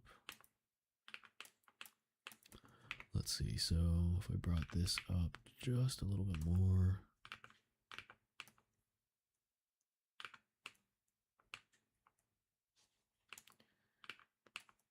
Something like that. At least it looks a little bulkier. Man, wasn't planning on putting this guy into, or taking this guy too far.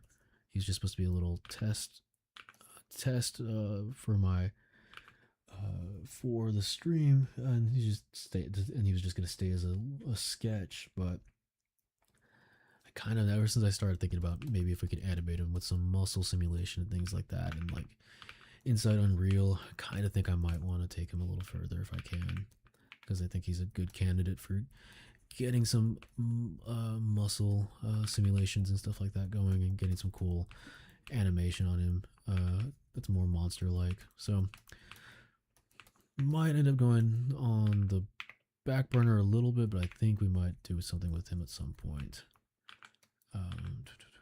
because he's got some potential.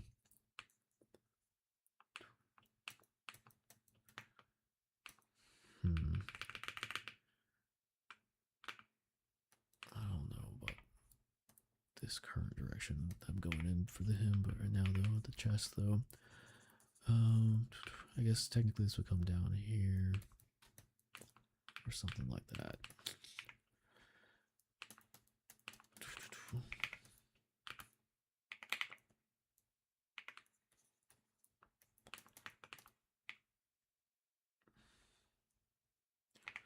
Yeah, this would be another one of those areas that we could get stuck on forever, just because it's a pretty important a landmark, or anatomy landmark.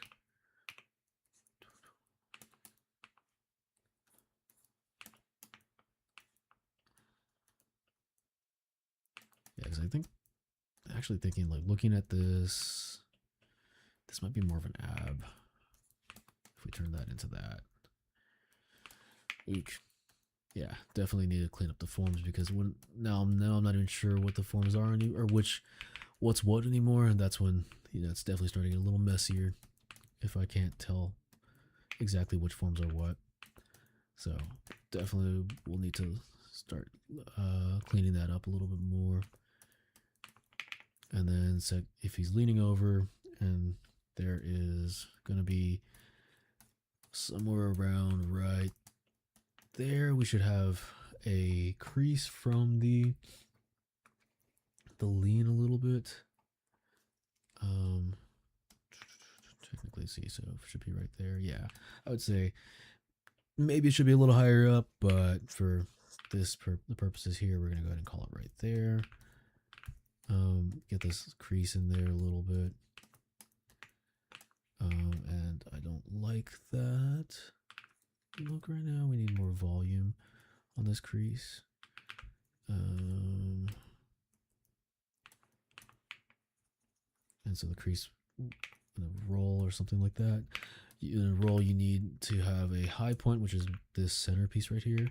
It crease on one side, but it also builds up and pushes up volume on the other side too. So it would be like that right there would also be being pushed up by it a little bit. But the forms are not looking great for this, so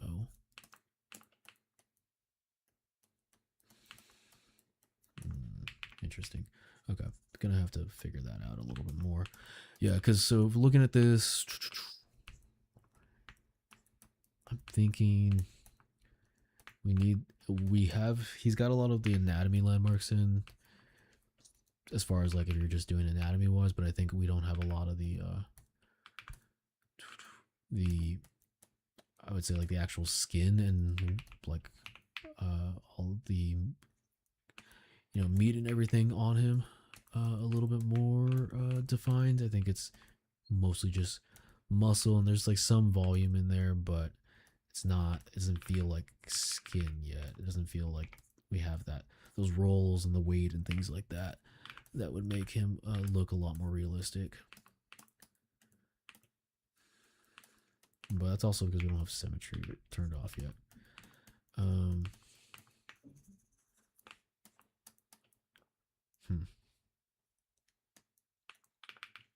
Alright, we're gonna roll back all of those changes, because something's not working there, and I don't want to keep it going if it's not working. Undo that, all that undo history. Let's go ahead and bring the pecs down a little bit too. I think maybe I have it too high up.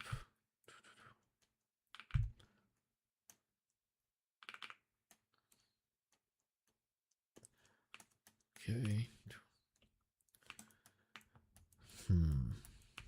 Do I like that? I don't know if I do.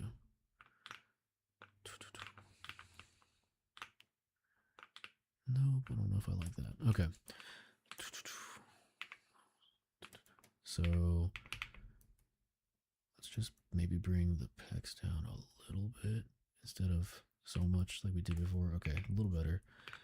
I'm gonna go ahead and define some of that. No.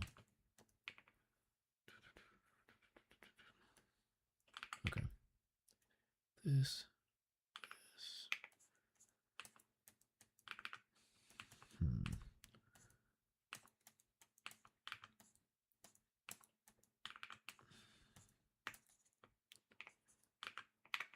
Let's see. So.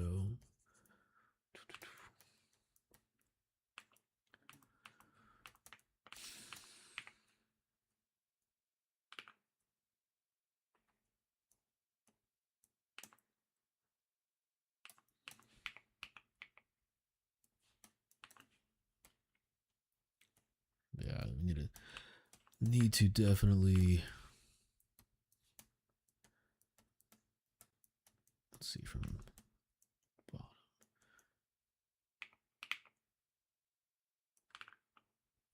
Yeah, I guess technically no. I think the chest would come in a little bit because he's hunched forward.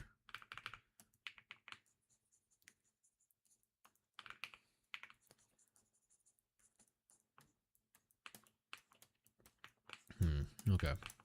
This feels like I'm overworking it now. So yeah, sometimes when things start feeling like they're overworked, like I'm not hitting the right thing, or not hitting the right, not hitting the right,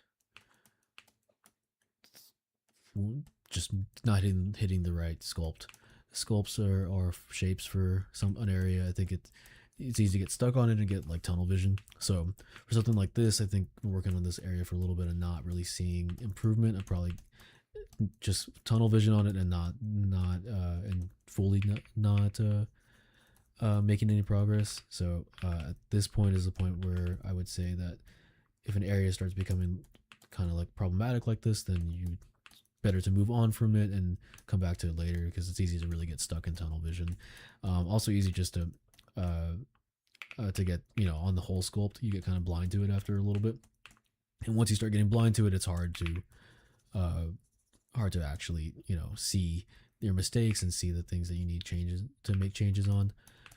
So it's always good to, when something starts getting too overworked or you start getting issues with it, you just kind of step away for a bit, and return to it later. It's usually good to, even for whenever you're working on something more long term, you just leave it overnight and don't think about it or do anything until the next day. And then once you come back the next day, you come and look at it and you're like, oh, okay, yeah, no, I can 100% see the problems. But it's just easy to get tunnel vision sometimes. So like the chest, I know I want to fix it. I know I need to do some more work to it, but I'm just not hitting right now. So if I stayed on it, I would end up probably just making it worse and overworking it, and before I would actually be able to see what the issue is. So something like that, I think it's good to leave that for a little bit, even though I literally went back to work on it right now, and even though I said I wouldn't. So torso piece, it's definitely something we'll look at more. But for right now, let's look at something like the face or something like that. Something very different. So we're using some different muscles for our different creative muscles, so we don't get stuck. Let's see. I like this little brow thing he has. I'm thinking maybe it needs to be a little more defined in shape.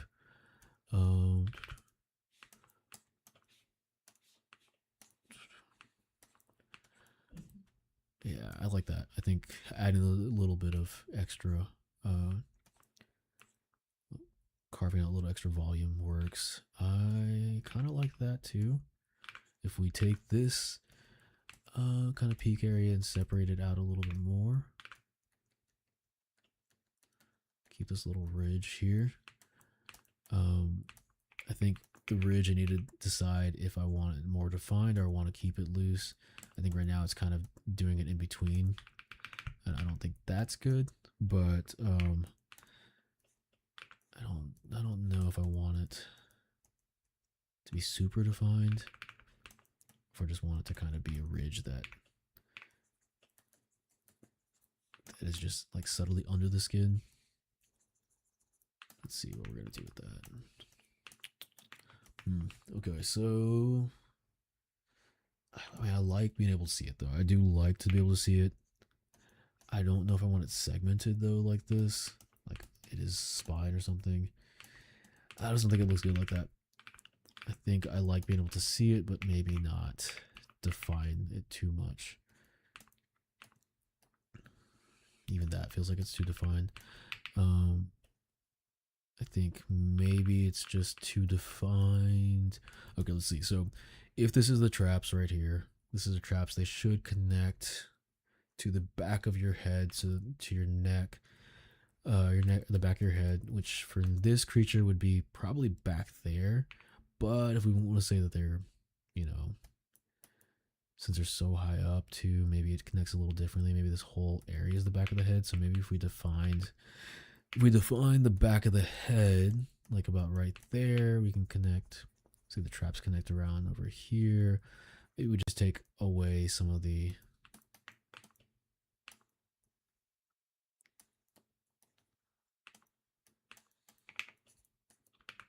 that definition.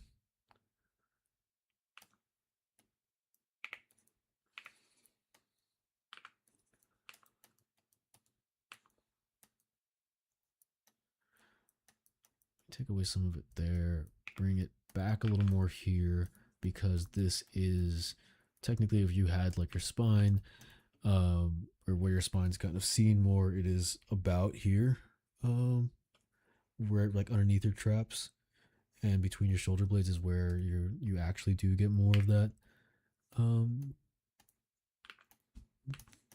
that those where you can see the structure of the bone and stuff, and underneath a little bit more. So maybe about like right there, we actually do have it pop out a little bit more, but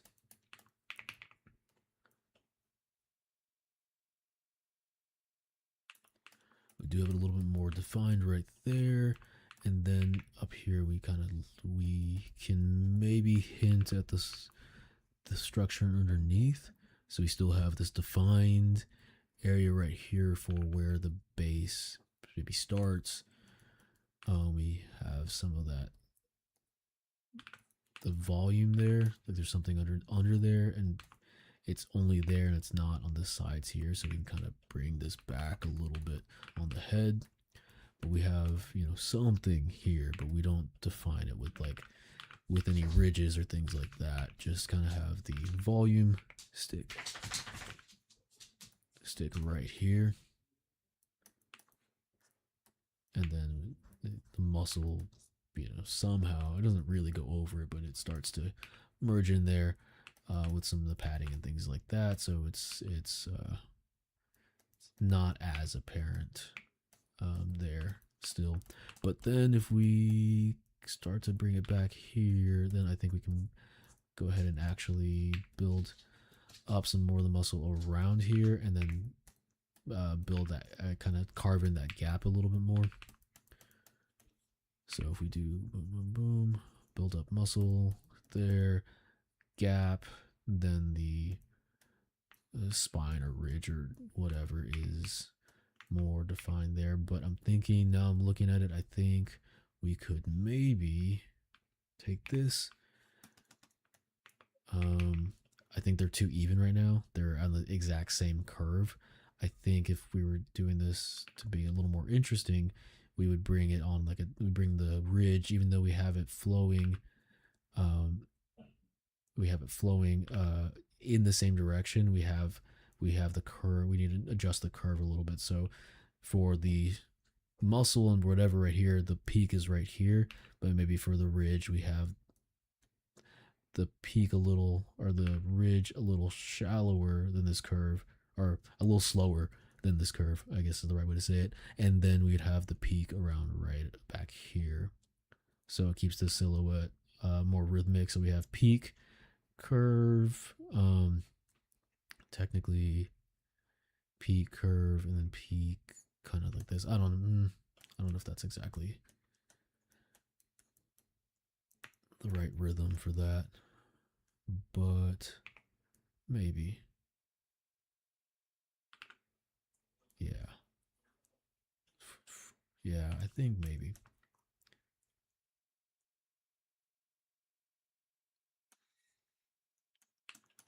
And then have that. Yeah, I think maybe that's a little better. So it's not following the exact same speed of the curve that we see on the shoulder. No, that very much is. It could just be me just making up stuff too. It might not be might not be the actual best choice, but for me that makes sense, and I feel like that works a little better for the rhythm I'm looking for. Yeah, cool. I can maybe bring, let's see, BPI. So if we get some pinch going, nope.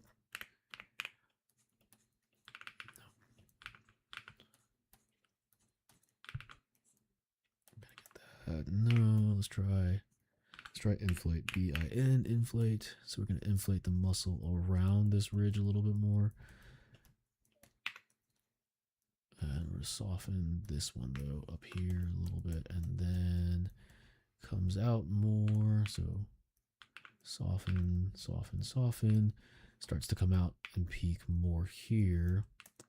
And ooh, I like these ridges right here actually. So maybe something like that. We take these.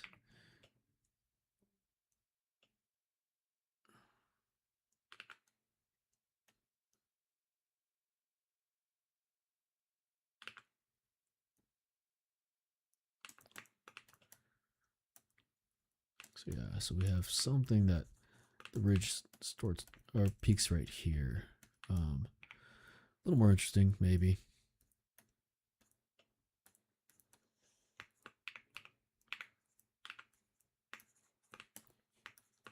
Cool. Okay, I don't love it, but I think that's better than it was. Just give a little more volume, separation of volume there. Carve that in there. Carve that in there. Cool. Cool. And then I'm thinking we can either, let's see, it's again too soft, but also hard at the same time.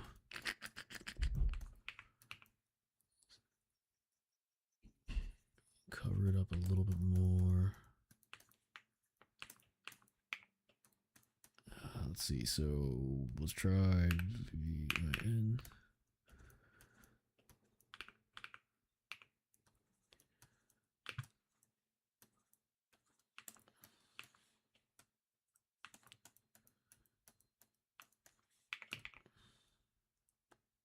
Okay.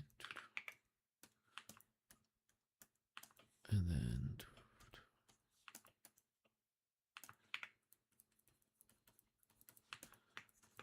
okay.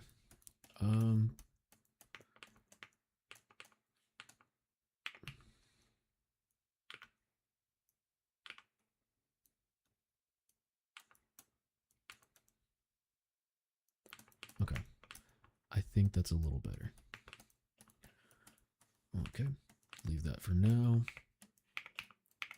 Let's get this area right here. We need to have a little bit more on this area, the overlap over the piece that hangs over the hip. Nice. Piece that hangs over the hip.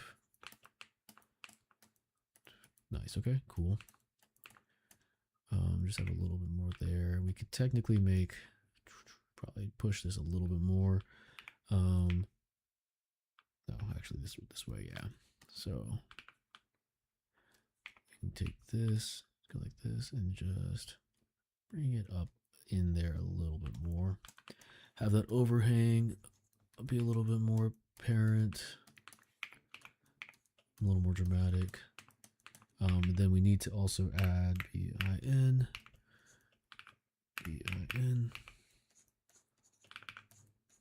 need to have a little bit of volume on this edge here. Yeah, like that. Cool.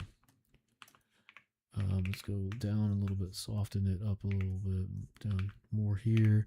We can also define this more in the lower subdivision, so we are not just moving around really dense polygons that aren't going to give form as much. Let's go down here, soften it up again. Yeah, okay. Ooh, better from one side, not from this side. Okay.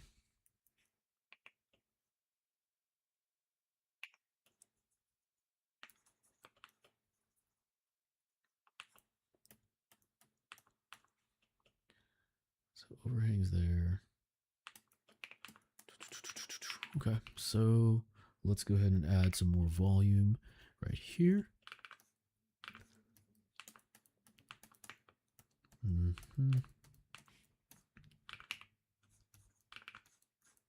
More volume there.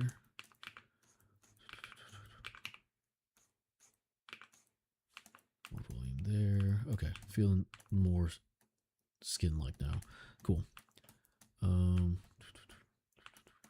This is also a mess down here.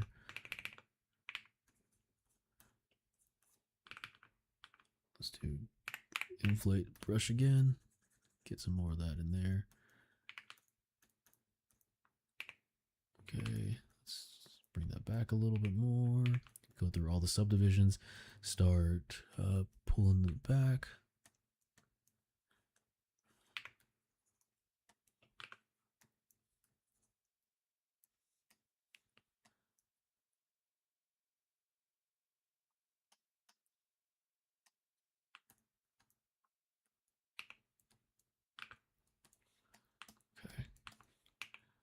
Too hard edge here. There's too much of a hard plane. We are going to just pull that back.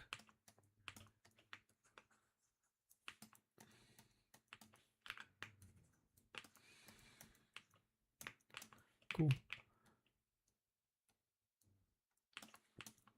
Okay, cool. A little better.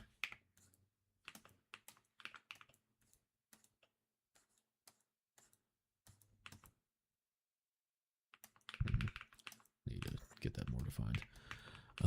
Okay, a little bit better. Still a little bit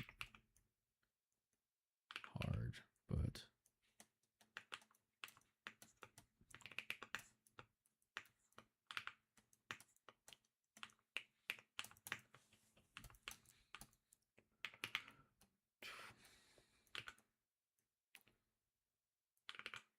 cool. Legs are.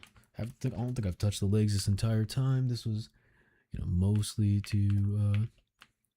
just all upper body stuff. Well, it's been a while since I worked on this guy also, so if I was doing this guy again, probably would have also been a little bit more defined in his in the build-up process for this. I know for this one I just started working on some basically just a sphere and just dragging it around and doing it very loosely.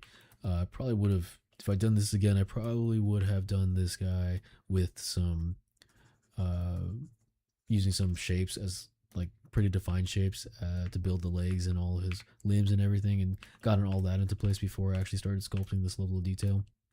Kind of skipped some steps for this guy when I first started working on him, because it was just kind of a quick sculpt that eventually, a quick sketch that eventually turned into more of a piece than I was expecting it to, or I just went further than I was expecting it to, just because I started to kind of like the direction a little bit more. But there's definitely a few things I would change if I was doing this. If I was doing this in a more planned out way, especially if I was planning on making this into a bigger project, I probably would have started a little bit cleaner too. But he's not terrible though. I don't hate this guy. He is just first just kind of a good little sketch to get back into sculpting, because I have actually not been sculpting that much lately. Been doing a lot of drawing, which is helpful, but I do miss getting into ZBrush more.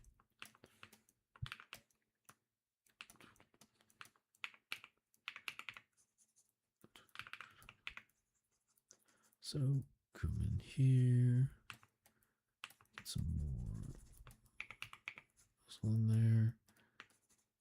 Just move that out. Legs are not too bad. They're not super clean, but they're not too bad.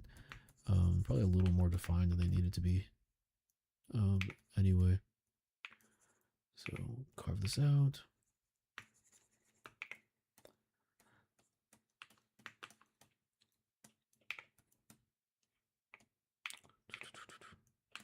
Carved out.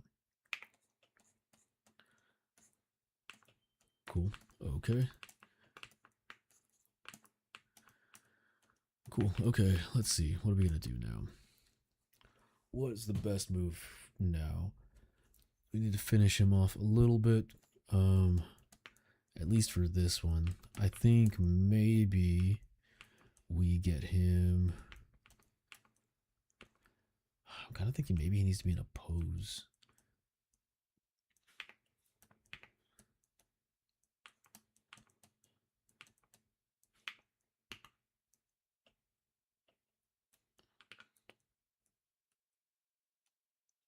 Move this up a little bit. Yeah, I think moving that forward. I think maybe that's part of the problem with the chest too, is that technically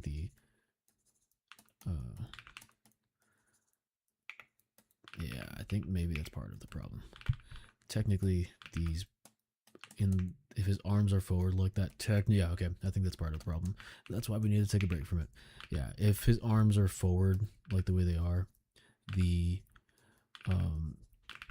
delts are actually need to be in front of the pecs, and that's why it was seeming weird and the flow seemed off, because the delts actually need to be in the front and the pecs need to be kind of going more, or need to be going more towards the back, and they're actually angled a little wrong right now, because it's even bringing these interior pecs in and bringing these out, I believe, is actually more of the correct way. I'm gonna leave them as is still for right now, as like they kind of are in here, because it doesn't need to actually be completely accurate right now, because I still need to go back and just figure out what I'm doing with all this. But I think muscle and skin are need to come more forward as the arms go forward and the delts are kind of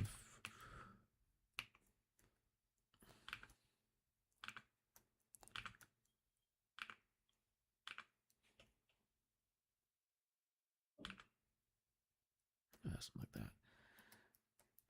And they actually are kind of, they're not even just going forward, the arms, they actually would technically be turning a little bit too.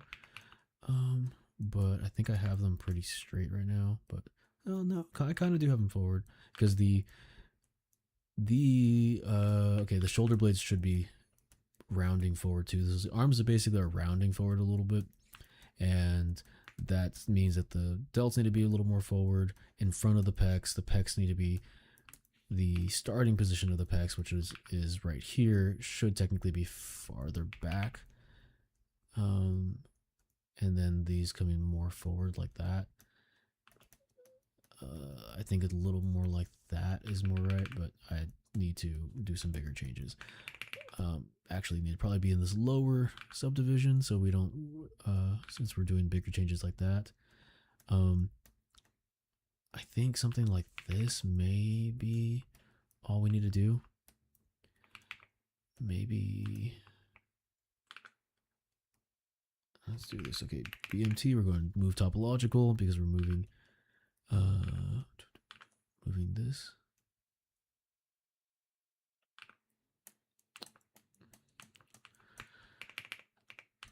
Okay, I think that is more anatomically correct now. Makes more sense. There just needs to be some cleanup, and I think some rework of the whole chest piece. And some cleanup around here. Probably need to separate his. Shoot, that's all messy here. Okay, let's just see if we can take this back a little bit. So we're taking some of this detail on the chest because we just need to kind of crush that some more. We can do some separation here from the rest of the chest.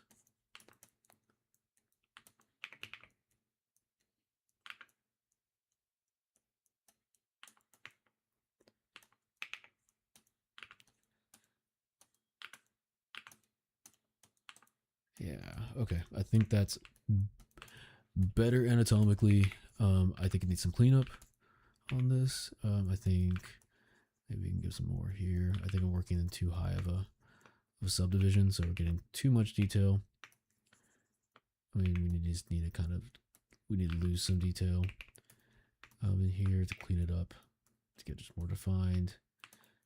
But I do think that's looking better.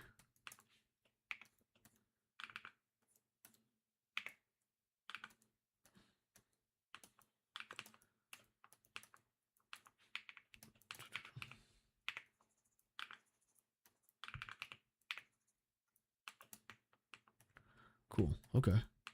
That is not as bad as it was, which is kind of all we're hoping for in yeah, okay. I'm liking that better. I feel like that is a slight improvement. And that's what you really hope for in art, is slight improvement. Just a bunch of slight improvement. Cool. Okay, that's better. I'm happier with that. I'm thinking last little touches. Let's fix up the eyes a little bit.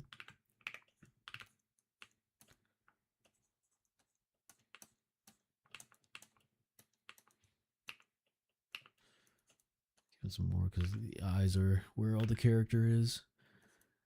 Most fun part, I think, to make, most important part, but I think it's really what gives the character the most, or it's what gives it the most character, gives the most personality, is in the eyes. So if we can get this defined, I have them closed right now because I haven't decided on what I kind of want the eyes to look like, and I also think that for whatever reason, I feel like closing the eyes does give a character a very does turn a sculpt into a very lifelike like it does bring a lot of life into a character even though the eyes are closed. I think just because if the eyes are wrong in a character, it definitely makes it look off, and I think because your brain picks up picks up anything weird in the eyes pretty quickly. But I think because the eyes being closed is a lot easier to get right and more believable, and your brain still does pick up eye related things like even closed eyes as important, and does pick up eyes pretty well. I think it does capture a lot if you have closed eyes, and because it's just an easier way to represent the eyes in a way that your brain is okay with. Because if these were open, it would probably be pretty easy for the eyes to look off if they weren't, if I didn't have it figured out.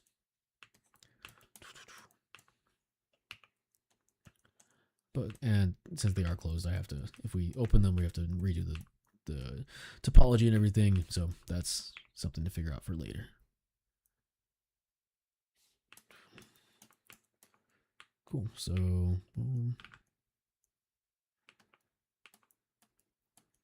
like this. Okay, what are we gonna do here? Are we going to pose him for a final model?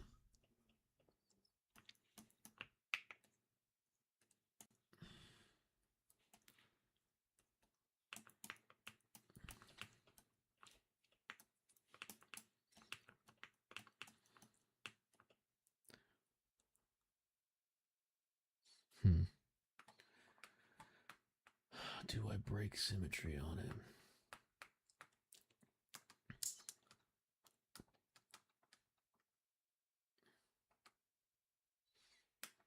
Okay, I guess we can call it here for him then for today.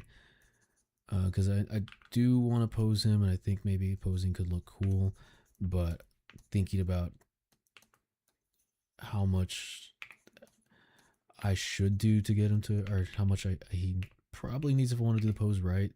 I think there's probably some, fix up the topology on him, and things like that before I pose him. Otherwise, we're gonna do otherwise we'd end up doing a pose that wasn't very cool or isn't very good, and I don't want to do that.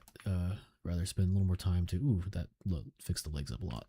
Rather spend some time getting his pose right and getting him in a good pose, and then if we're gonna break the symmetry, might as well break symmetry. Hey, Druids Union, dude, I probably just about to close out on this, but just because, yeah, so probably gonna close out on this guy for right now. Just about to finish up here, but thanks for dropping by again. But yeah, so I was thinking about posing this guy, and putting him nicer, just sort of pose just a post and things like that. But I think if I'm gonna do that, I would need to break the symmetry, and I don't want to. Yeah, it's good. Probably should have bed anyway. Yeah, dude. Nah, I probably need to also. The whole work thing really gets in the way of the sleeping piece. But yeah, so probably gonna call it here for now. I am maybe we'll still post him on Instagram or something like that. I do want to post him in. One of the things I do want on the Discord, because part of the idea for the channel is to most important part. But part of the idea for the channel is to be able to learn things and figure things out. So after each stream, probably gonna post some notes and things like that on what we learned, things like that in the chat, in the Discord. So keep that going. But yeah, thanks for stopping by, everybody. This is a good first stream. Getting to the hang of things. We'll probably be continue to keep working on some of the things to make the Discord and the new stream and everything a little bit smoother. But yeah, thanks everybody for stopping by. Stop by. I'll try to keep active in the Discord. The plan right now is to stream I think around 7:30 on Tuesdays and Fridays is currently what the plan is right now. I will see how we stick to that. Tuesday and Wednesday are probably gonna be the days I switch off, depending on how life is going or whatever other obligations I have. But Tuesday and Wednesday around 7:30 is Tuesday or Wednesday around 7:30, and then Friday at around 7:30. So at least twice a week. I think Saturdays might be also also a day that if we have some time, we might do some other stuff. But yeah, thank you guys for stopping by. Thank you guys for joining the Discord. Thank you for all the posts. Druids Union. Any questions about my world freeprint? Dude, I will definitely ping you. Definitely want to see some more in the Discord. And maybe we can get some we can create some art for it or something like that too at some point. So that'd be cool. But yeah, I'll be around the Discord, ping you guys if you have anything also. And yeah, hopefully we continue this and see you guys all soon.